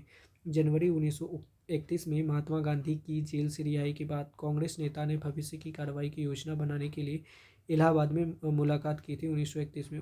1903 में दक्षिण अफ्रीका में महात्मा गांधी ने किस अखबार का मतलब कि ओपन करा था? तो वो थे इंडियन ओपिनियन। चंपारण सत्याग्रह निम्नलिखित में से किस वर्ष शुरू हुआ था? तो 1917 में। नेटल इंडियन कांग्रेस NIC की स्थापना कब मतलब किस भारतीय ने की थी? तो महात्मा गांधी जी ने करा था। इस संगठन की स्थापना 1894 में की गई थी। और गांधी जी ने कानून की पढ़ाई कहाँ करा था? तो यूनाइटेड किंगडम में करा। और 1888 ईस्वी में कानून की पढ़ाई के लिए वो लंदन गए हुए थे। कोई सत्याग्रही अहिंसा द्वारा विजय प्राप्त कर सकता है तो अत्याचारियों की अंतरात्मा को प्रभावित करते हुए वो कर सकता है। और फिर यहाँ पर कुछ लिखा हुआ था कि महात्मा गांधी ने किस वर्ष किसानों के समर्थन में गुजरात के खेड़ा जिले में एक सत्याग्रह का आंदोलन किया था? तो 1918 ईस्वी में खेड़ा जी मतलब अहमदाबाद मिल का कुछ ऐसा था। और फिर मुख्यतः किसके कहने पे महात्मा गांधी किसानों की समस्या को समझने के लिए चंपारण गए थे? तो राजकुमार शुक्ल के कहने पे। 1918 में खेरा में आई बाढ़ के बाद इनमें से किसने अंग्रेजों के खिलाफ नो टैक्स कैंपेन का नेतृत्व किया था? तो वल्लभ भाई पटेल जी ने। 1917 में सरदार वल्लभ भाई पटेल को गुजरात सभा का सचिव भारतीय राष्ट्रीय कांग्रेस के गुजरात विंग के रूप में चुना गया था और उन्होंने बाढ़ के बाद ना देने वाले मतलब कि कर ना देने का आग्रह किया था। गांधी जी ने 1918 ईस्वी में अहमदाबाद में सूती मिल श्रमिकों को साथ लेकर एक सत्याग्रह का आयोजन किया। ये जो आंदोलन था वो बोनस 35% जो मिलता था वो नहीं दे रहा था, इस बात पे था। मार्च 1919 में बम्बई में निम्नलिखित में से कौन सी समिति बनाई गई थी? तो खिलाफत समिति बनाई गई थी। और फिर भारत में किसके शासन के अंतर्गत खिलाफत आंदोलन का प्रारंभ हुआ था? तो लॉर्ड चेम्सफोर्ड के अंतर्गत। लॉर्ड चेम्सफोर्ड जो है 1916 से 21 में रहे थे। और महात्मा गांधी ने असहयोग आंदोलन कब शुरू किया था? तो अगस्त 1920 में शुरू किया। साइमन कमीशन 1928 में साइमन कमीशन विरोधी आंदोलन में जख्मी होने के कारण किस महान नेता की मृत्यु हुई? लाला लाजपत राय। भारत में साइमन कमीशन के आगमन से पूर्व निम्नलिखित में से कौन सी घटना घटी थी? काकोरी षड्यंत्र। काकोरी षड्यंत्र जो था 1925 ईस्वी में हुआ था।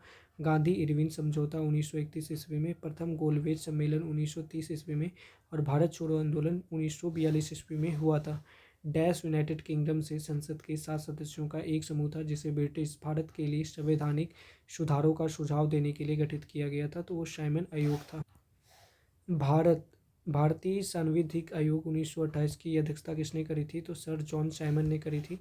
और 1930 में इन्होंने अपना रिपोर्ट दिया जिसमें लंदन में आयोजित गोलमेज सम्मेलन रखने का विचार था। महात्मा गांधी ने 22 मार्च 1930 को नमक आंदोलन की शुरुआत कहाँ से करी? तो साबरमती से करे, जो वहाँ से 241 मीटर दूर था। वर्ष 1930 में सी राजगोपालाचारी ने निम्नलिखित में से किस पर नमक कानून तोड़ा था? तो वेदारण्यम में तोड़ा। सी राजगोपालाचारी ने तिरुचिरापल्ली तमिलनाडु में नमक सत्याग्रह आंदोलन का नेतृत्व किया था। तमिलनाडु में नमक सत्याग्रह आंदोलन किसने कराया? तो सी राजगोपाला। दलित वर्गों को प्रांतीय और केंद्रीय विधायी परिषदों में आरक्षित सीटें कब मिली? हालांकि उनके लिए मतदान सामान्य निर्वाचन क्षेत्रों में ही होना था। सितंबर 1932 ईस्वी में।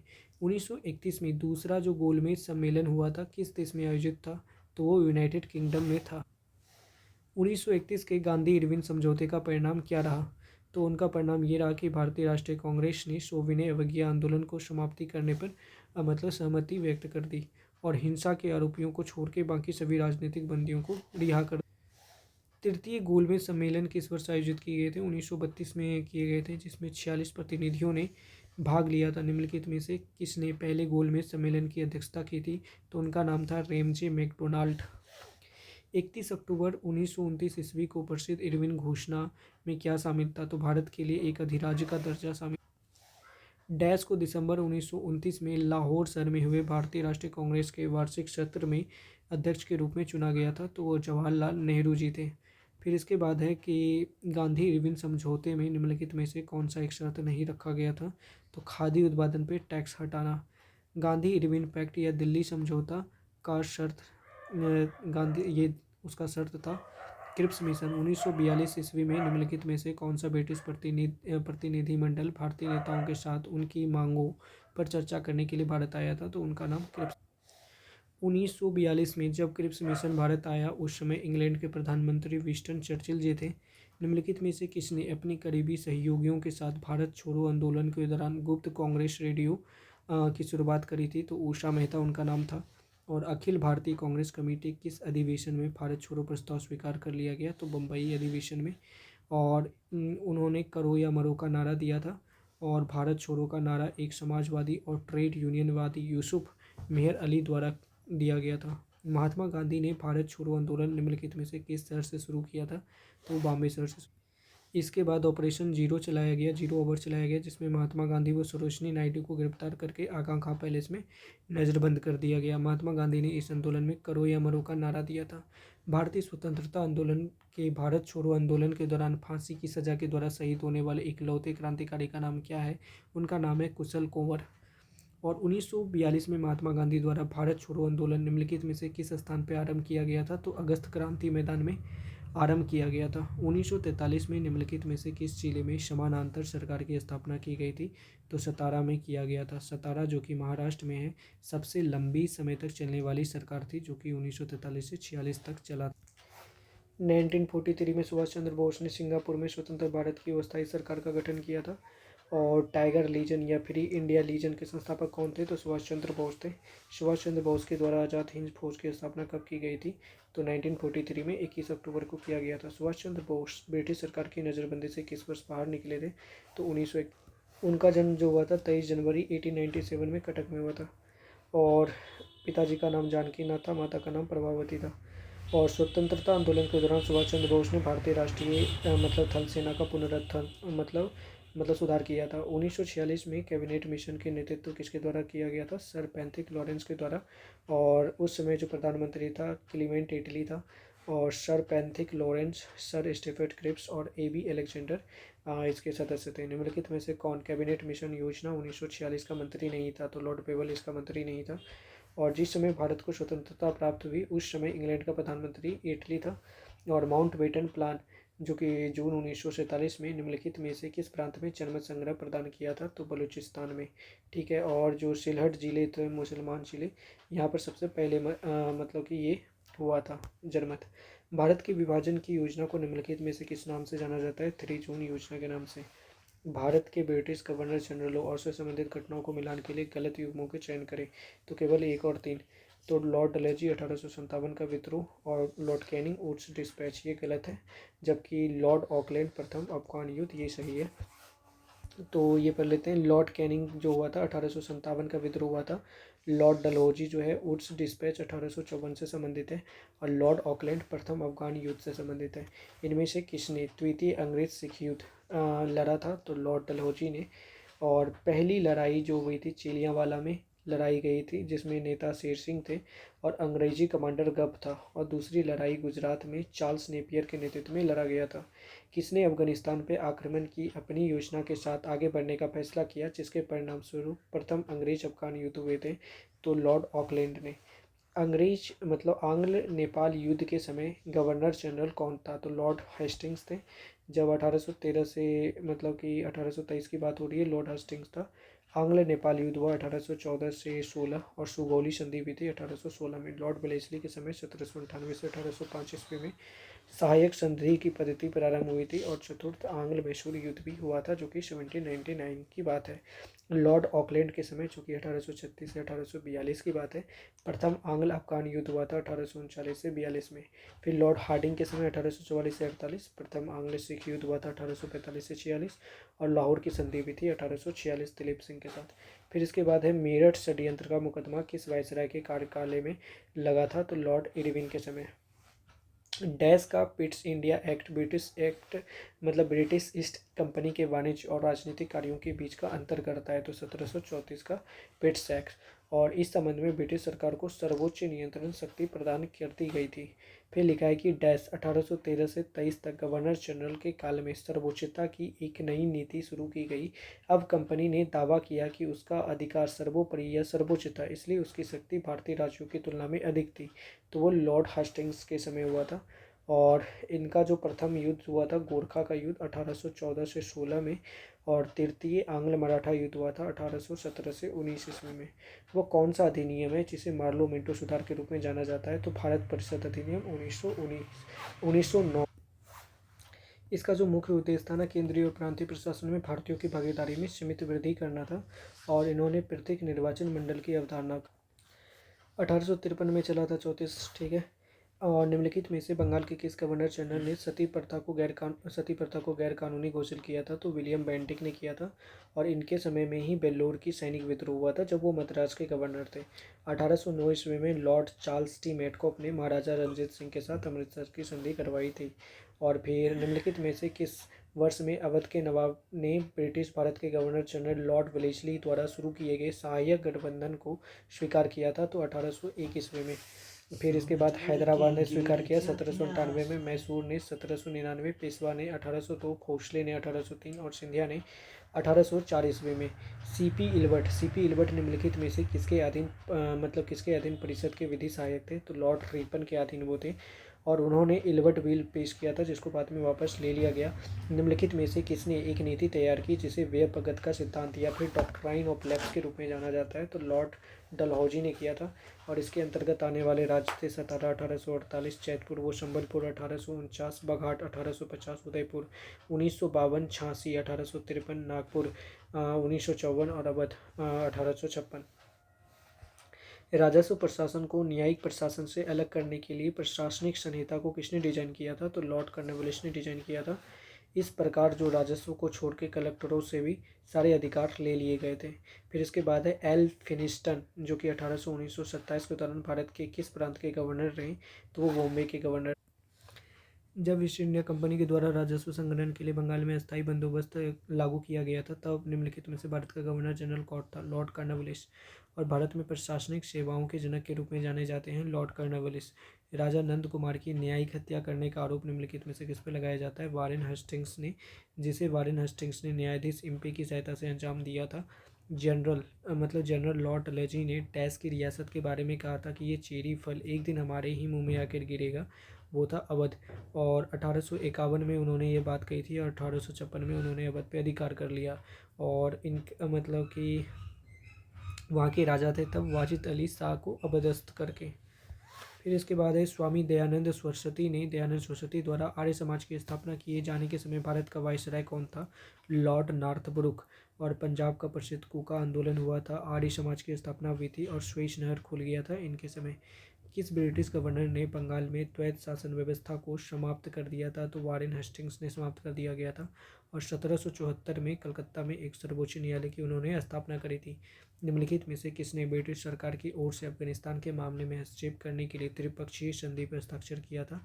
तो वो लॉर्ड ऑकलैंड थे। 1793 ईस्वी में जब बंगाल में क्या लिखा है, इस्तमरारी बंदोबस्त लागू किया गया, तब उसका गवर्नर जनरल कौन था? चार्ल्स कॉर्नवालिस था। शैक्षणिक सुधार जो कि अंग्रेजी शिक्षा अधिनियम 1935 पारित किया गया था, लॉर्ड माउंट ठीक है। और फिर इसके बाद है अंग्रेजों द्वारा पंजाब का विलय करते समय ब्रिटिश भारत के गवर्नर जनरल कौन थे? लॉर्ड डलहौजी थे, जो कि ब्रिटिश भारत के गवर्नर जनरल लॉर्ड डलहौजी द्वारा 1852 ईस्वी को पंजाब का विलय कर लिया गया। निम्नलिखित में से किसने अवध को अशांत क्षेत्र घोषित करने में महत्वपूर्ण भूमिका निभाई, जिससे इसे ब्रिटिश नियंत्रण में लाना आवश्यक हो गया था? लॉर्ड डलहौजी के समय। और फिर लिखा है कि वायसराय और उससे संबंधित घटनाओं के संदर्भ में निम्नलिखित में से कौन सा कथन गलत है? तो लॉर्ड बेबल क्रिप्स। जो सही है वो है lord Chelmsford Rowlatt act, lord Reading Swaraj Party की स्थापना, लॉर्ड इरविन प्रथम गोलमेज सम्मेलन। तो लॉर्ड लिथगो 1936 से लेकर 1943 तक भारत में रहे हैं और सबसे लंबे समय तक वो वायसराय रहे। और उन्हीं के समय में क्रिप्स मिशन भारत आया था और 1945 में शिमला समझौता भी उन्हीं के समय में हुआ था। फिर बनारस में इसमें से किस राजा को 1781 ईस्वी में वारेन हेस्टिंग्स द्वारा गिरफ्तार किया गया था? चैत सिंह को गिरफ्तार किया गया था। और भारत में ब्रिटिश राज के संस्थापकों में से एक रॉबर्ट क्लाइव किस वर्ष भारत आया था? तो 1743 ईस्वी में। 1878 का जो वर्नाक्यूलर प्रेस एक्ट था को वायसराय डैश के कार्यकाल के दौरान निरस्त कर दिया गया, लॉर्ड रिपन के समय निरस्त कर दिया गया। 1877 में निम्नलिखित में से किस वायसराय ने महारानी विक्टोरिया को भारत की महारानी के रूप में स्वीकार किया था तथा दरबार का आयोजन किया था? तो वो लॉर्ड रीटन था। 1773 से लेकर 1785 तक ब्रिटिश भारत के पहले गवर्नर जनरल जो थे वो वारेन हेस्टिंग्स थे। और इनका महत्वपूर्ण कार्य क्या है कि 1781 में इन्होंने प्रथम मदरसा का स्थापना किया। इसी समय 1782 ईस्वी में जोनाथन डंकन ने बनारस में संस्कृत विद्यालय की स्थापना करी और एशियाटिक सोसाइटी ऑफ बंगाल की स्थापना किया गया। 1774 में कलकत्ता में भारत के पहले डाकघर की भी स्थापना की गई थी। बनारस जो कॉलेज है BHU, उसका स्थापना पहले 1916 में हुआ था। 1774 ईस्वी में भारत में पहले डाकघर की स्थापना निम्नलिखित में से किसने करवाई थी? वारेन हेस्टिंग्स ने। 1815 में भारत का पहला सर्वेयर जनरल किसे नियुक्त किया गया था? तो कॉलिन मैकेंजी को नियुक्त किया गया था। भारत का कौन सा ब्रिटिश वायसराय 1884 में लागोट एल्बर्ट व्हील से संबंधित था? तो लॉर्ड रिपन उससे संबंधित था। बंगाल में द्वैत शासन तंत्र की शुरुआत किसने करी थी? रॉबर्ट क्लाइव ने करी थी, जो कि 1765 से 72 ईस्वी तक रहा था। भारत के महाराज्यपाल गवर्नर जनरल को पहली बार वायसराय की उपाधि कब प्रदान की गई थी? तो 1558। लॉर्ड हस्टिंग्स ने सर्वोच्चता की नीति की शुरुआत की, जहां ईस्ट इंडिया कंपनी ने दावा किया कि इसका अधिकार सर्वोच्चता तथा इसकी अपनी मतलब कि इसलिए इसकी शक्ति भारतीय राज्यों से अधिक है। 15 अगस्त 1947 को जब भारत को स्वतंत्रता प्राप्त हुई, उस समय भारत के वायसराय लॉर्ड माउंटबेटन थे। निम्नलिखित में से कौन सी घटना लॉर्ड वेलेस्ली के कार्यकाल में नहीं हुई थी? तो सहायक गठबंधन प्रणाली की स्थापना लॉर्ड वेलेस्ली के समय में नहीं हुआ था और मतलब लॉर्ड डलहौजी के समय में नहीं हुआ था और ये वेलेस्ली के समय में हुआ था। और 1848 में अपने व्यपगत सिद्धांत के अंतर्गत सर्वप्रथम सतारा का विलय किया था। डलहौजी ने मेनली 1856 ईस्वी में विधवा पुनर्विवाह अधिनियम पारित किया और सहायक संधि भी जो स्टार्ट किया था वो लॉर्ड वेलेस्ली ने स्टार्ट किया था, लॉर्ड डलहौजी ने नहीं। निम्नलिखित में से किसने भारतीय दंड संहिता का मसौदा तैयार किया था जो भारत में आपराधिक संहिता का आधार बना? तो थॉमस बेबिंगटन मैकाले ने। और उन्होंने दी इंडियन पिनल कोड की लगभग सभी पांडुलिपि इसी से तैयार करी थी। फिर इसके बाद आता है स्वतंत्र भारत के प्रथम भारतीय गवर्नर जनरल जो थे C राजगोपालाचारी थे। इन्हें राजा जी के नाम से जाना जाता था। निम्नलिखित में से कौन से गवर्नर जनरल ने भारत में अंग्रेजी शिक्षा के माध्यम बनाने का निर्णय लिया था? Lord William Bentinck. British East India company के शासनकाल में जो सदर दीवानी अदालत की स्थापना किसने करी थी? तो वारेन हेस्टिंग्स ने करी थी। भारत में बजट व्यवस्था का आरंभ किस वायसराय के काल में हुआ है? तो कैनिंग के समय में हुआ था। और 500 रुपये से अधिक आय पर आयकर लगाया जाता था और आयात और निर्यात पर क्रमशः 10% और 4% का टैक्स था। एचिसन कमीशन जो 1886 को डैश में सुधारों की सिफारिश करने के लिए नियुक्त किया गया था। तो भारतीय नागरिक सेवाओं में सुधार करने के लिए एचिसन आयोग था और उद्देश्य क्या था कि भारतीय सिविल सेवा परीक्षा में निहित जो विसंगति है उसको दूर किया जाए।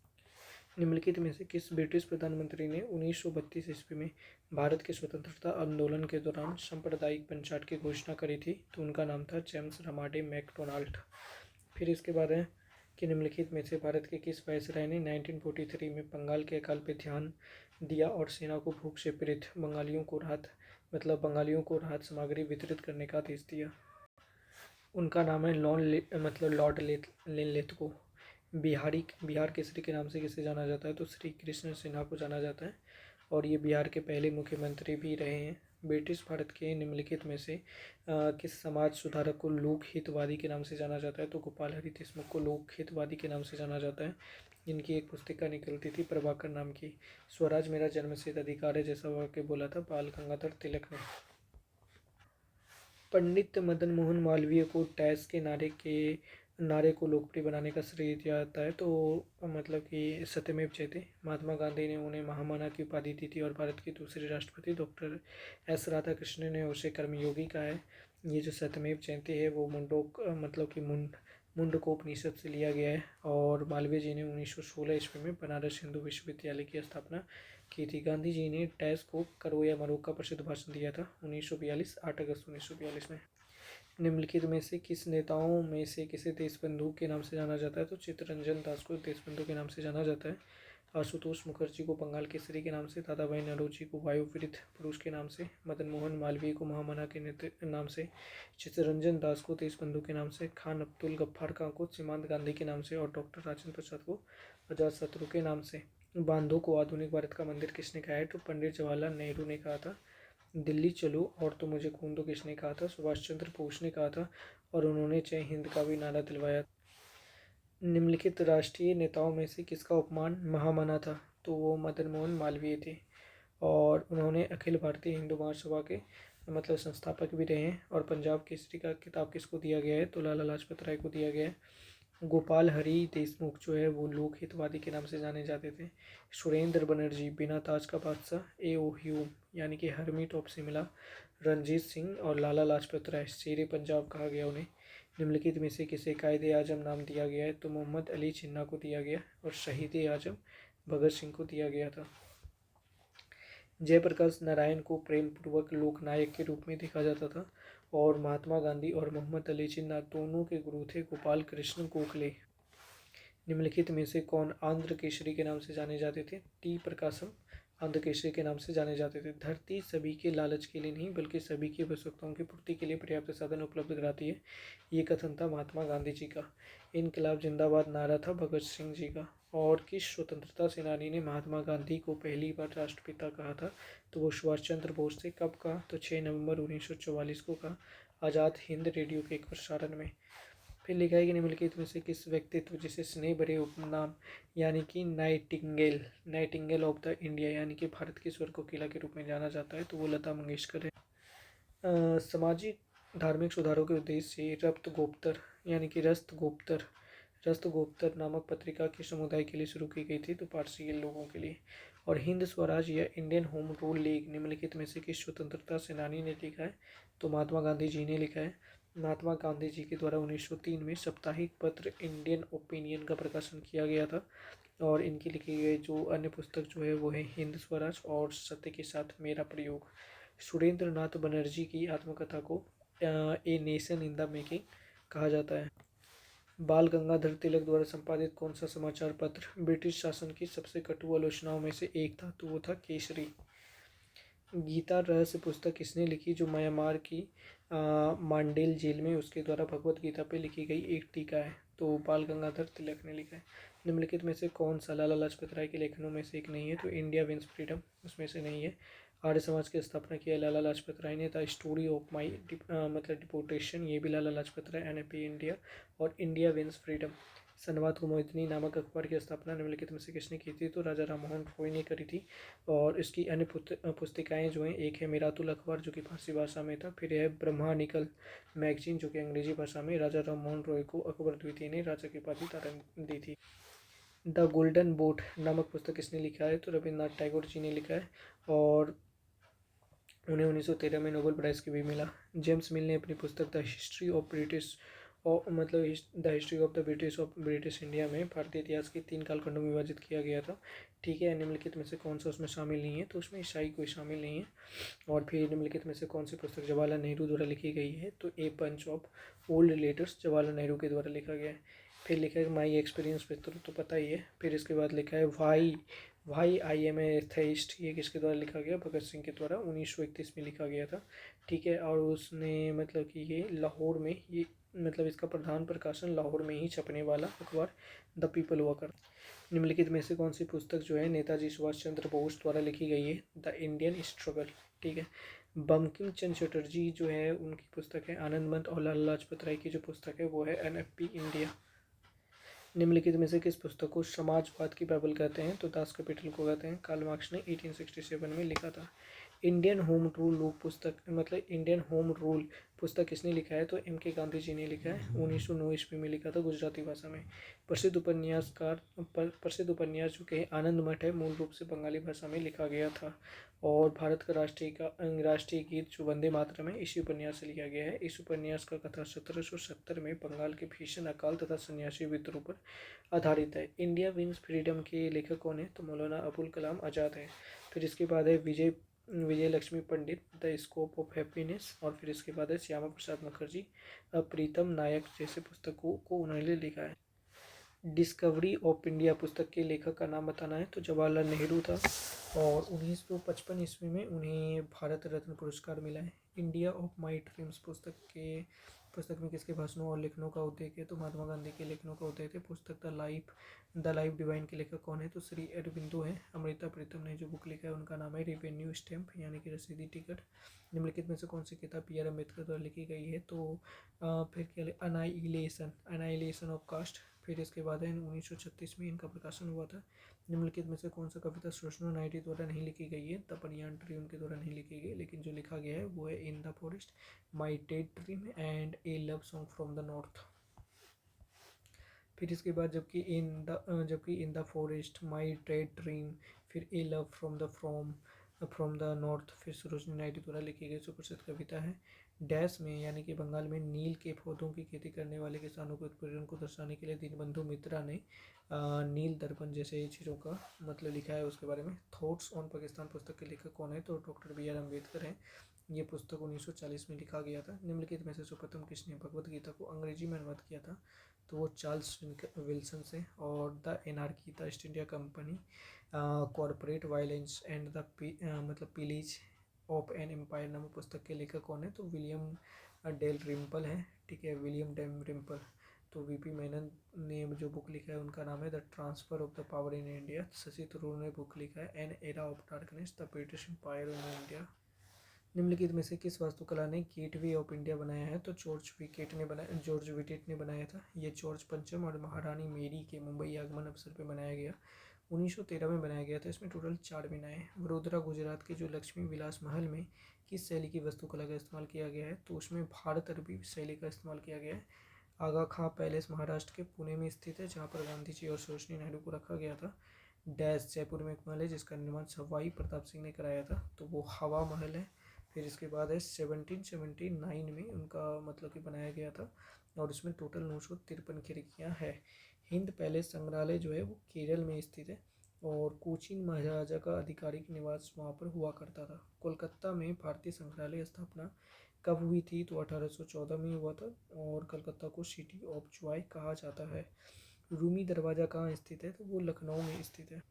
इस दरवाजे को अवध वास्तुकला के प्रतीक इस दरवाजे को तुर्किश गेट भी कहा जाता है। निम्नलिखित में से कौन सा शहर भारत में प्रसिद्ध स्वामीनाथन अक्षरधाम मंदिर का घर है, तो वो नई दिल्ली है, और लगभग 2005 को सभी लोगों के लिए खोल दिया गया। अखिल भारतीय युद्ध स्मारक के रूप में जाना जाता है इंडिया गेट को, ठीक है। इसका भी डिजाइन एडविन लुटियन ने ही बनाया था। और निम्नलिखित में से कौन सा स्मारक फ्रांसीसी युद्ध स्मारक आर्केडी ट्रायम्फ के समान है, तो वो इंडिया गेट जो है उसके समान है। इसकी आधारशिला 1921 में ड्यूक ऑफ कनाट के द्वारा रखी गई थी। फिर इसके बाद देखते हैं सुप्रसिद्ध विक्टोरिया टर्मिनस स्टेशन, वर्तमान में जो छत्रपति शिवाजी महाराज स्टेडियम है, टर्मिनस है, मुंबई किस कलानिधि में बनाया गया था, तो 1878 से 1888 के बीच। और इनका बाद में नाम रख दिया, पहले इसका नाम था विक्टोरिया टर्मिनस स्टेशन, और फिर ये मध्य रेलवे का भी मुख्यालय है, और इसकी अभिकल्पना करा था फ्रेडरिक विलियम स्टीवंस ने। लिखा है कि पटियाला में स्थित शीश महल किसने बनाया था, महाराजा नरेंद्र सिंह ने बनाया था। कब बनाया था, 1847 ईस्वी में, ठीक है। इसलिए उसको दर्पणों का महल कहते हैं। एडविन लुटियंस और हर्बर्ट बेकर, ठीक है, एडविन लुटियंस और हर्बर्ट बेकर दो आर्किटेक्ट थे जिन्हें नई दिल्ली का डिज़ाइन तैयार करने का श्रेय दिया जाता है। और भारत की तत्कालीन राजधानी नई दिल्ली का डिज़ाइन तैयार किया था और उसको राष्ट्रपति भवन में मेनली उसको रखना था। फिर लिखा है कि कोलकाता के बीबीडी बागिया डलहौजी क्षेत्र में करेंसी बिल्डिंग का निर्माण कब हुआ था। तो 1833 ईस्वी में 1833 ईस्वी में आगरा बैंक लिमिटेड के कार्यालय के रूप में बनाया गया था। कलकत्ता के विक्टोरियल मेमोरियल का लॉर्ड कर्जन द्वारा निर्माण किया जाना प्रभावित किया गया था। और 15 अगस्त 1947 को भारत के पहले प्रधानमंत्री जवाहरलाल नेहरू लाल किले के टैक्स के ऊपर यानी कि लाहौरी गेट के ऊपर भारतीय राष्ट्रीय ध्वज को फहराया था। 1875 की बात है, इंडियन लीग की स्थापना किसने की थी। तो शिशिर कुमार घोष ने करी। और 1868 ईस्वी में उसने प्रसिद्ध बंगाली भाषा समाचार पत्र अमृता प्रचार का भी संपादन किया था। सैयद अहमद बरेलवी, ठीक है, किस मुस्लिम सुधार आंदोलन के संस्थापक थे। तो वो वहाबी आंदोलन के मतलब कि थे, जो भी थे। लॉर्ड वेवल ने कांग्रेस और मुस्लिम सचिव के नेताओं के बीच एक समझौता पर पहुंचने के लिए सम्मेलन बुलाया, कहाँ पर, शिमला में। फिर लिखा है कि 1945 में ऐसा प्लान बनाया गया था, जब तक भारतीय स्वयं अपना संविधान नहीं बना लेते तब तक अंतरिम व्यवस्था के रूप में अधिशासी परिषद का भारतीयकरण कर दिया जाएगा। इंडियन एसोसिएशन का स्थापना कब हुआ था। तो इंडियन एसोसिएशन की स्थापना 1876 ईस्वी में हुआ था। 1770 ईस्वी में क्या हुआ था कि भारत के बंगाल में किस घटना के परिणाम स्वरूप एक तिहाई की मृत्यु हो गई थी। तो 1700 में भाई अकाल आया हुआ था। ऊधम सिंह ने किसकी हत्या करी थी। तो माइकल ओ टायर की हत्या करी थी। निम्नलिखित में से किसने 1930 में दलित वर्ग संघ की स्थापना करी। तो डॉक्टर बी आर अम्बेडकर ने दलित वर्ग की स्थापना करी। और भारत से इंग्लैंड को धन निकासी का सिद्धांत देने वाला पहला राष्ट्रवादी कौन है। तो वो थे दादा भाई नौरोजी। निम्नलिखित में से किसने जनता के बीच राष्ट्रीय भावनाओं को जगाने के लिए सार्वजनिक जो है गणेश उत्सव आयोजन किया। तो वो लोकमान्य तिलक जी थे। और 1969 में जवाहरलाल नेहरू विश्वविद्यालय के पहले कुलपति कौन थे। तो उनका नाम था जी पार्श्वसारथी। 1866 की बात हो रही है। लंदन में ईस्ट इंडिया एसोसिएशन की स्थापना निम्नलिखित में से किसने की थी। तो दादा भाई नौरोजी ने किया था। 1829 में स्थित the royal Calcutta golf club Bharat में सबसे पुराना और ग्रेट ब्रिटेन के बाहर पहला गोल्फ क्लब है। और कोलकाता में ये रॉयल गोल्फ क्लब की स्थापना 1829 में हुई थी, ठीक है, पूरा का पूरा। और ये भारत का सबसे पुराना, ठीक है, क्लब है और ग्रेट ब्रिटेन के बाहर पहला गोल्फ क्लब है। 1920 ईस्वी में भारतीय कम्युनिस्ट पार्टी, जिसको कहते हैं सीपीआई, की स्थापना कौन किया था, कहाँ पर हुआ था। ताशकंद में हुआ था। फिर लिखा है कि समाजशास्त्री जॉन ब्रेमन, ठीक है, समाजशास्त्री जॉन ब्रेमन ने प्रबल संबंधित जमींदारों और निम्न जाति से संबंधित कृषि मजदूरों के बीच संबंधों का प्रकृति में बदलाव डैश ने मतलब कि संरक्षण से शोषण, यानी कि उनका जो काम होना चाहिए संरक्षण से शोषण की ओर होना चाहिए। पुर्तगालियों में से किस वर्ष में भारतीय सेना ने गोवा को पुर्तगालियों से मुक्त कराया था। तो 1761 की बात है। भारत में पुर्तगाली शासन को समाप्त करने वाले जो इंस्ट्रूमेंट ऑफ सरेंडर पर मतलब कि हस्ताक्षर किया गया था और उसी को मेनली ऑपरेशन विजय चलाया गया था उसके ऊपर। और ये 25वां राज्य बना। निम्नलिखित में से कौन सा केंद्र शासित प्रदेश 1954 तक पुर्तगाली उपनिवेश था। तो वह है दादर और नगर हवेली। फिर इसके बाद क्या लिखा है कि 1954 तक का जो पुर्तगाली अधिवेशन था, इसे 2 अगस्त 1954 पुर्तगाली शासन मिली थी। और फिर इसके बाद क्या है कि किसने वार्धा योजना या बुनियादी शिक्षा को मतलब कि प्रस्तावित किया था। तो वो महात्मा गांधी जी थे। वर्धा, जो कि महाराष्ट्र में 1937 में महात्मा गांधी द्वारा अपनाए गए समाचार पत्र हरिजन में शिक्षा पर जो भी गए। आगे देख लेते हैं। भारत सरकार द्वारा भारत में लाया गया मार्लो मिंटो सुधार, ये कब आया था। तो 1909 में आया था। भारतीय राष्ट्रीय आंदोलन के दौरान निम्नलिखित में से कौन सी घटना सबसे पहले घटित हुई है। तो वो बंगाल का विभाजन और मतलब यही चीज़ है बस, बंगाल का विभाजन। तो बंगाल का विभाजन 1905, खेरा सत्याग्रह 1918, सैमन कमीशन का आगमन 1928 और दांडी यात्री 1930। फिर इसके बाद है कि मट्टनचेरी महल कहाँ पर स्थित है। तो वो कोच्चि या केरल में स्थित है। फिर इसके बाद देख लेते हैं कि ब्रिटिश शासन के दौरान भारत में पहले जो वन महानिरीक्षक निम्नलिखित में से कौन थे। तो उनका नाम था डाइटरिच ब्रेंडिस।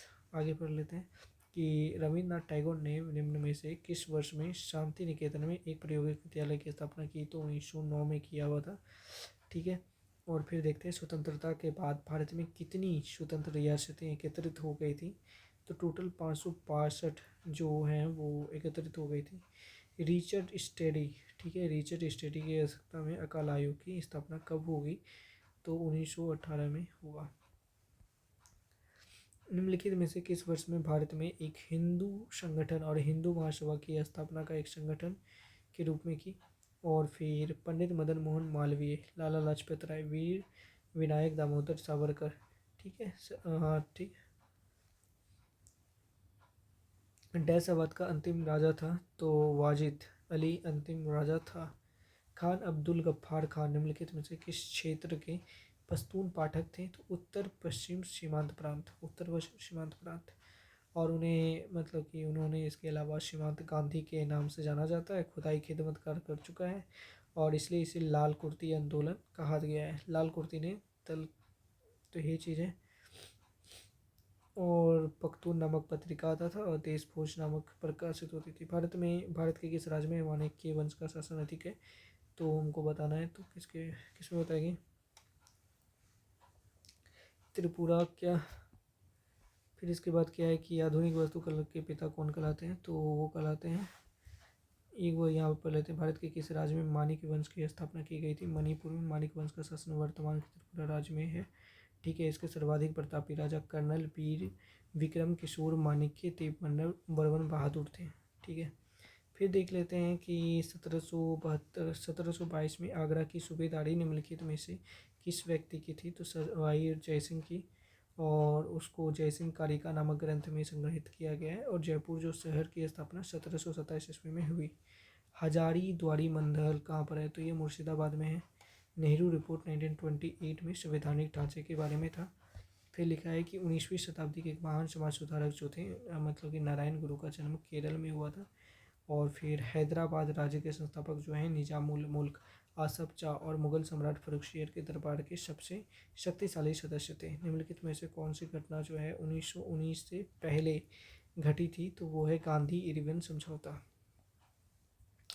भारतीय, फिर लिखा है कि भारतीय राष्ट्रीय आंदोलन, ये तो छोड़ दो।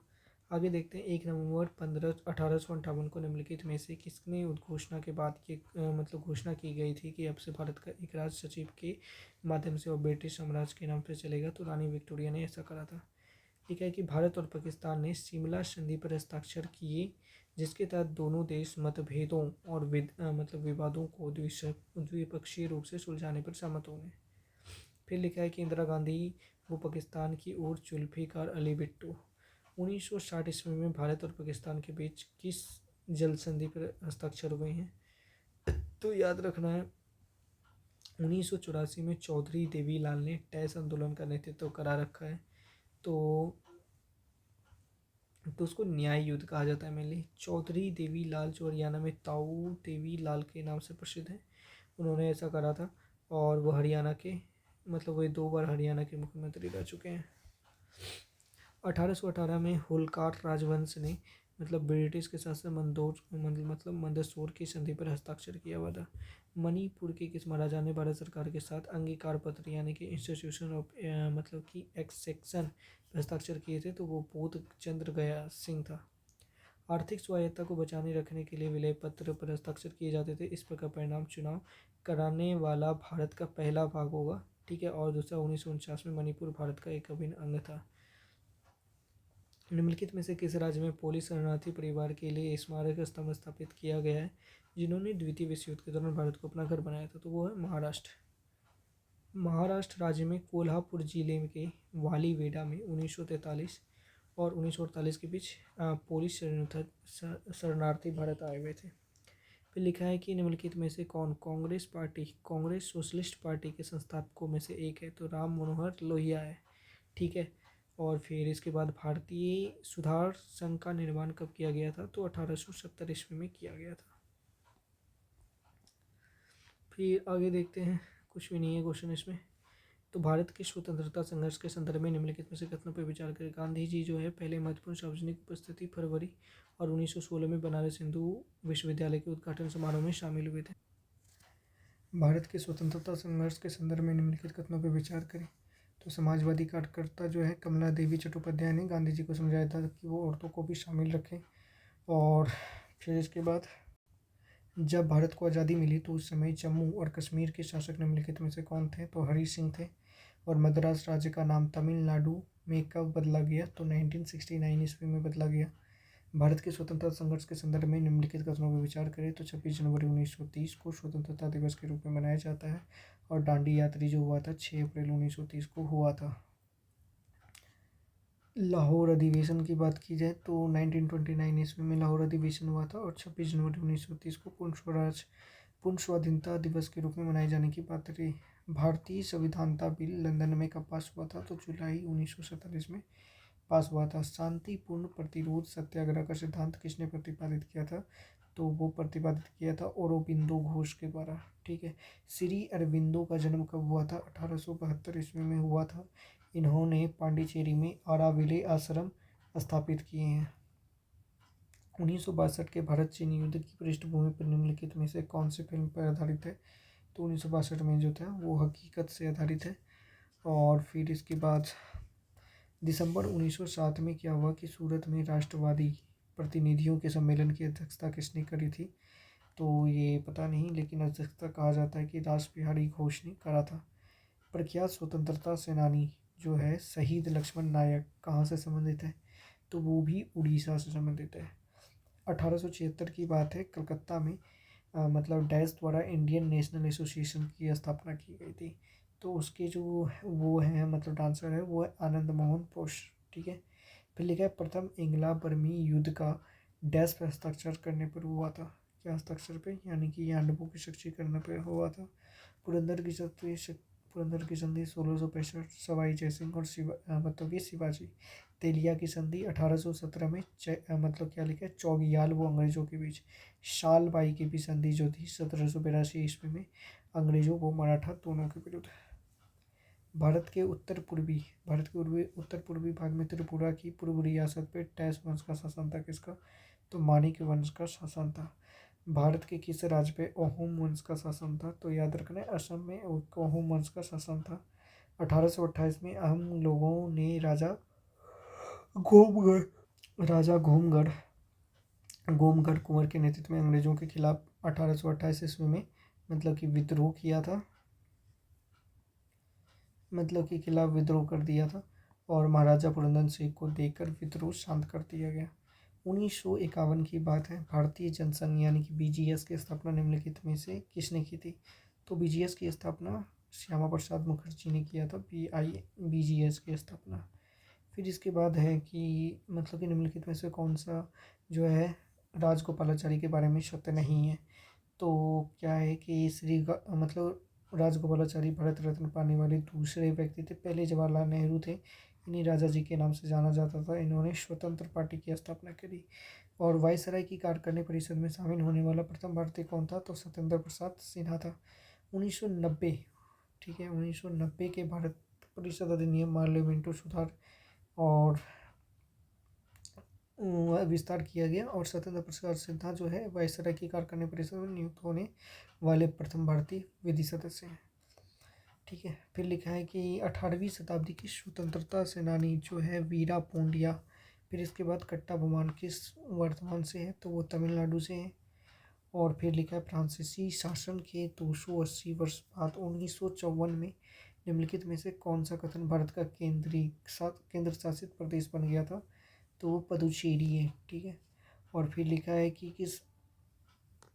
किस वर्ष में सारागिरी युद्ध लड़ा गया था? तो मतलब 1857 में लड़ा गया था। ठीक है। और फिर लिखा है कि वयोवृद्धि स्वतंत्रता सेनानी समाज सुधारक नारीवादी सावित्रीबाई फूले किस राज्य से हैं? महाराष्ट्र, गुजरात। ठीक है।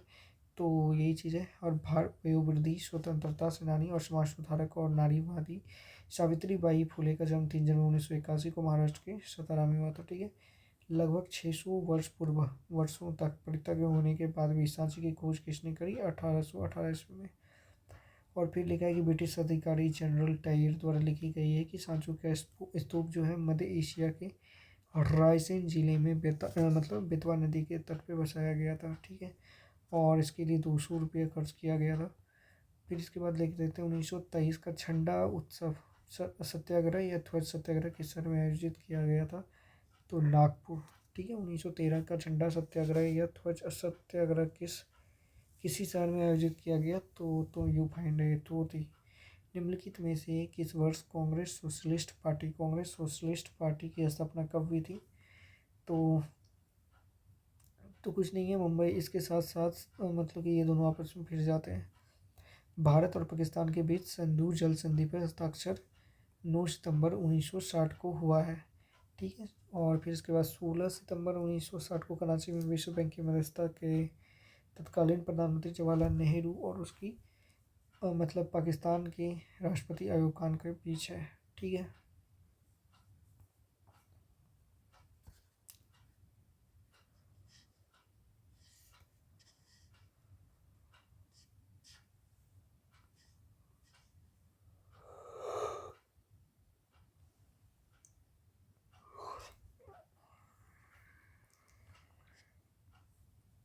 अगस्त 1947 को आधी रात को जवाहरलाल नेहरू ने संसद को संवैधानिक घोषित किया, संबोधित किया, तो उसके बाद संबोधित करने वाला कोई वक्ता निम्न में से कोई नहीं था। फिर इसके बाद क्या है कि स्त्रियों के बाद भारत के पहले प्रधानमंत्री कौन हुए, तो वो सरदार वल्लभ भाई पटेल जी हुए। और फिर इसके बाद लिखा है कि 1917 में 1919 में स्थापित कृषि कला में शिक्षा और अनुसंधान के लिए जो प्रख्यात संस्थान था उसको कला भवन कहते हैं, जो कि पश्चिम बंगाल में स्थित है। वर्ष 1919 में स्थापित कृषि कला में शिक्षा और अनुसंधान के लिए प्रख्यात संस्थान जो है काला भवन पश्चिम बंगाल की में, और इसकी राजधानी क्या है, श्रीरंगपट्टनम जो है वो। फिर देखते हैं कि किसने फांसी पर चढ़ाने से पहले ये इच्छा व्यक्त की थी कि उनके इराक को भारत के पुनर्संगठित होने तक संभाल कर रखा जाए और एकीकरण के बाद उसे सिंधु में विसर्जित किया जाए, तो ये था नाथुराम गोडसे।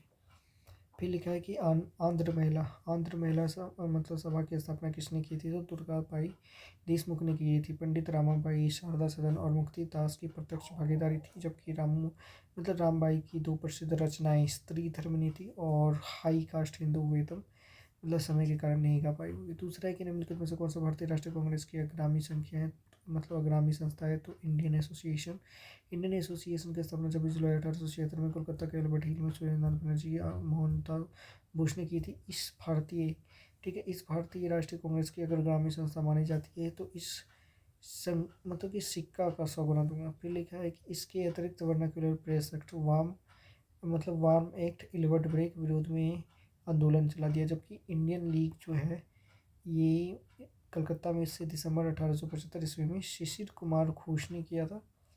फिर बात कर लेते हैं वर्ष 1947 में अखिल भारतीय मुस्लिम मतलब कि अखिल भारतीय जो किसान कमेटी है, तो मैंने उसमें मतलब कि इकोनॉमिक प्रेरणा मतलब प्रोग्राम कटेगा। दूसरा है कि इलेक्ट्रॉनिक प्रन्यास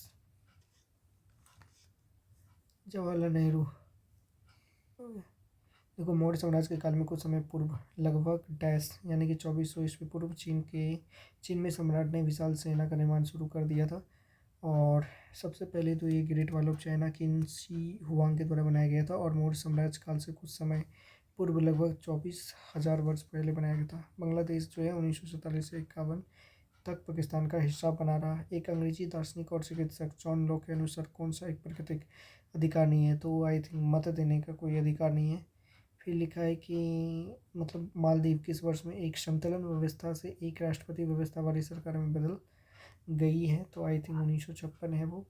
और फिर इसके बाद क्या लिखा है कि बांग्लादेश को पाकिस्तान से कब स्वतंत्रता हासिल हुआ था, तो आई थिंक बी यानी कि मतलब 1976। और बांग्लादेश का स्वतंत्रता संग्राम 1171 में हुआ था। इसे मुक्ति संग्राम के रूप में भी जाना जाता है। ठीक है, देखो नेपाल में किस वर्ष अपनी महिला लोकतांत्रिक पोशाक पहनती है, तो वो कौन सा हो गया, बीपी यानी कि 2015। फिर लिखा है कि नेपाल के संविधान में 35 भाग अनुसूची नेपाल के संविधान में इतने हैं, और नेपाल का जो संविधान जो है एशिया का पहला ऐसा संविधान है। दूसरा है कि गोरेंस अग्ने वरांगसो किस वर्ष में भारत के सम्राट बनी, तो डी यानी कि 1904 डी मतलब 1904। निम्नलिखित में से किसने द्वितीय विश्व युद्ध में धागा लिया था और क्रिकेट से जुड़े भी थे? तो उनका नाम एल्बर्ट बर्गस था। वो न्यूजीलैंड के थे और बाद में वो कैप्टन मतलब कि बाद में वो मतलब कि पद पे भी गए आर्मी बन के। दूसरा है कि निम्नलिखित में से कौन सा राजशाही प्रथम विश्व युद्ध में केंद्र शक्ति नामक मतलब गठबंधन का एक हिस्सा था? I think Austrian Hungary. ठीक है, प्रथम विश्व युद्ध। जॉर्ज वाशिंगटन अमेरिका क्रांति के प्रमुख स्वतंत्रता वाशिंगटन थे। 1700 अमेरिका क्रांति हुई और मतलब अमेरिका की स्वतंत्रता की घोषणा की गई और 30 अप्रैल 1789 को जॉर्ज वाशिंगटन अमेरिका के प्रथम राष्ट्रपति चुने गए। फिर लिखा है प्रथम शताब्दी ईसा पूर्व मध्य उच्च कुल में जन्मे सैन्य नायक डैश के अधीन मीर साम्राज्य अर्थात वर्तमान और जर्मनी तक फैला हुआ था। दूसरा है कि प्रथम ये तो छोड़ दो, देखो क्या लिखा है स्टार्ट मतलब कि ये सीरिया सम्राट जो है प्राचीन काल में उत्तरी इराक में स्थित सीरिया साम्राज्य के प्रसिद्ध शहरों को असुरा कहा जाता था। 6वीं शताब्दी ईस्वी पूर्व में ईरान आगे है। ईरानी साम्राज्य ने असीरिया साम्राज्य पर आक्रमण करके अपने मतलब राज्यसभा में शामिल कर लिया और प्राचीन असीरिया समाज सामान्यतः मतलब तजला फरात नदी घाटी में विकसित हुआ था। फिर इसके बाद है डैश 1914 से लेकर 37 ईस्वी जो रोमन सम्राट की लंबी कतारों की सूची थी ऑगस्टस को गोद लिया गया था। ठीक है, दूसरा है कि टिबेरियस जो है रोम का सम्राट था जो ऑगस्टन का दत्तपुत्र था। ये रोम का द्वितीय सम्राट था। फिर इसके बाद आते हैं कि वर्ष 1945 में ब्रिटेन में लेबर पार्टी की सरकार सत्ता में आई और भारत की स्वतंत्रता का मुद्दा लेकर लेबर पार्टी के चुनाव की घोषणा में शामिल किया गया था। तो वो लोकमान्य तिलक जी हैं, सामवादी जो हैं वो। स्वतंत्रता समानता और बंधुत्व के विचार जिनमें भारत का राष्ट्रीय आंदोलन प्रभावित होता है वहाँ से लिए गए हैं। तो क्या लिए गए हैं? 612 का डी यानी कि फ्रांसीसी क्रांति। चीन भारत सीमा विवाद भी होता है तो हम 1962 में कर लेते हैं। ठीक है, सिकंदर महान 130 ईस्वी पूर्व में टेस में यानी कि 1956 में पैदा हुए थे। प्रथम विश्व युद्ध 1914 से 18 के दौरान कीमतें लगभग दोगुनी हो गई थी जब कीमतें अपरिवर्तित रही और कीमतें कम हो गई थी। द्वितीय विश्व युद्ध का युद्ध किस वर्ष में शुरू हुआ था? 100 मतलब कि लगभग 1945 ईस्वी कर सकते हैं, 1939 नॉट 45। ठीक है, फिर लिखा है द्वितीय विश्व युद्ध के दौरान अहिंसा तथा इम्फाल की लड़ाई किस वर्ष लड़ी गई थी? 1944 के दौरान इम्फाल की युद्ध राष्ट्रीय। तो ये सब मतलब बहुत कुछ लिखा हुआ है। देखो एडोल्फ हिटलर एक डैश राजनेता लाखों यहूदियों को हत्या कराने के लिए जिम्मेदार था। तो मेनली जर्मन है तो है। दूसरा है कि मतलब कि एडोल्फ हिटलर ने डैश में आत्महत्या कर ली। तो 30 अप्रैल 1945 में उन्होंने हत्या कर ली। ठीक है, और मतलब कि लिखा है चार्ल्स लड़ी बंकर में आत्महत्या कर लूँगा। और फिर इसके बाद अफीम युद्ध जो है वो किसके बीच लड़ा गया था? किसान और चीन के बीच, क्योंकि वो त्रिपुरा में ये चीज़ प्रचलित था। ब्रिटेन में आर्थिक लाभ हेतु चीन में अफीम निर्यात करना चाहना और चीन में मंजू राजवंश के शासकों ने इसका जवाब डाला था। बांग्लादेश जो है मुक्ति संसार का सबसे मतलब भारतीय मुक्ति है। और बस हो गया।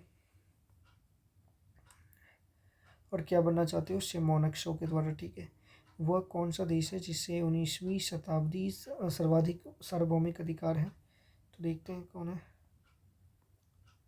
लिखा है निम्नलिखित में से कौन सा चीन गणराज्य के पहले राष्ट्रपति थे? तो युवान सुकाई और 1912 से 16।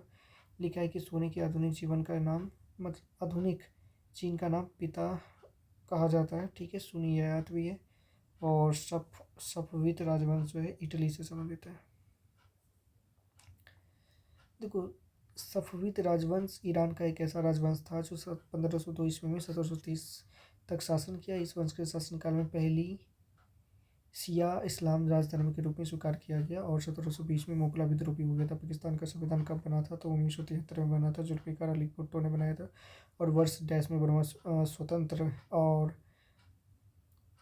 संप्रभु राज्य बन गया था 1948 में। और फ्रांसीसी क्रांति जिसमें कि फ्रांस में व्यापक मतलब कि सामाजिक और राजनीतिक उथल पुथल का दौर शुरू हुआ था, कब प्रारंभ हुआ? तो 1789 में प्रारंभ हुआ है। भारत में यूरोपियों का आगमन के बारे में पढ़ेंगे हम। तो सबसे पहले पुर्तगाली आया था। गोवा की लड़ाई कब लड़ी गई थी? तो 1510 ईस्वी में गोवा की लड़ाई लड़ी गई थी। और गोवा की लड़ाई 1510 में लड़ी गई थी। और वर्ष 1510 में पुर्तगालियों ने अल्बुकर्क के नेतृत्व में सत्तारूढ़ बिजारूर सुल्तान यूसुफ आदिल शाह को पराजित कर उसे गोवा जीत लिया था। दूसरा पढ़ लेते हैं कि पुर्तगालियों द्वारा श्रीलंका की खोज किस वर्ष की गई, तो 1505 में किया गया। और भारत में निम्नलिखित में से कौन सा पुर्तगाली वायसराय था, तो फ्रांसिस्को डी अल्मीडो जो है 1505 से 9 ईस्वी में भारत का प्रथम पुर्तगाली गवर्नर रहा। और मेनली क्या है कि अल्मीडा का मुख्य उद्देश्य शांति पूर्वक व्यापार करना है। और इसके साथ साथ ब्लू वाटर पॉलिसी, शांत जल नीति। ठीक है, निम्नलिखित में से किसने 1503 में भारत में पहला यूरोपीय किला बनाया था, तो पुर्तगाली ने बनाया था। वास्को डी गामा 17 मई 1498 में आया था, कालीकट बंदरगाह में आया था। प्रथम पुर्तगाली फैक्ट्री जो है 1503 ईस्वी में कोचीन में लगा था। और द्वितीय फैक्ट्री 1505 ईस्वी में कन्नूर में लगा। ठीक है, और जमूरी नेक होता था जिसको अब्दुल मजीद ने बनाया था। फिर है वास्को डी गामा 1998 में भारत में आया, कहाँ से आया, तो कालीकट से आया था। दूसरा पुर्तगाली यात्री पेड्रो अल्वारेज कैब्रल 1500 का था। ठीक है, और दूसरा 1500 का था, 1500 ईस्वी का था। ठीक है, निम्नलिखित में से कौन भारत का पहला पुर्तगाली व्यवसाय था, तो फ्रांसिस्को दी अल्मीडा के द्वारा बनाया गया था। और इसी के बल पे उन्होंने टर्की, गुजरात में और कौन है संयुक्त सेना को पराजित किया था। ब्रिटिश सेना और डच सेना के बीच बड़ी तरह का युद्ध हुआ था।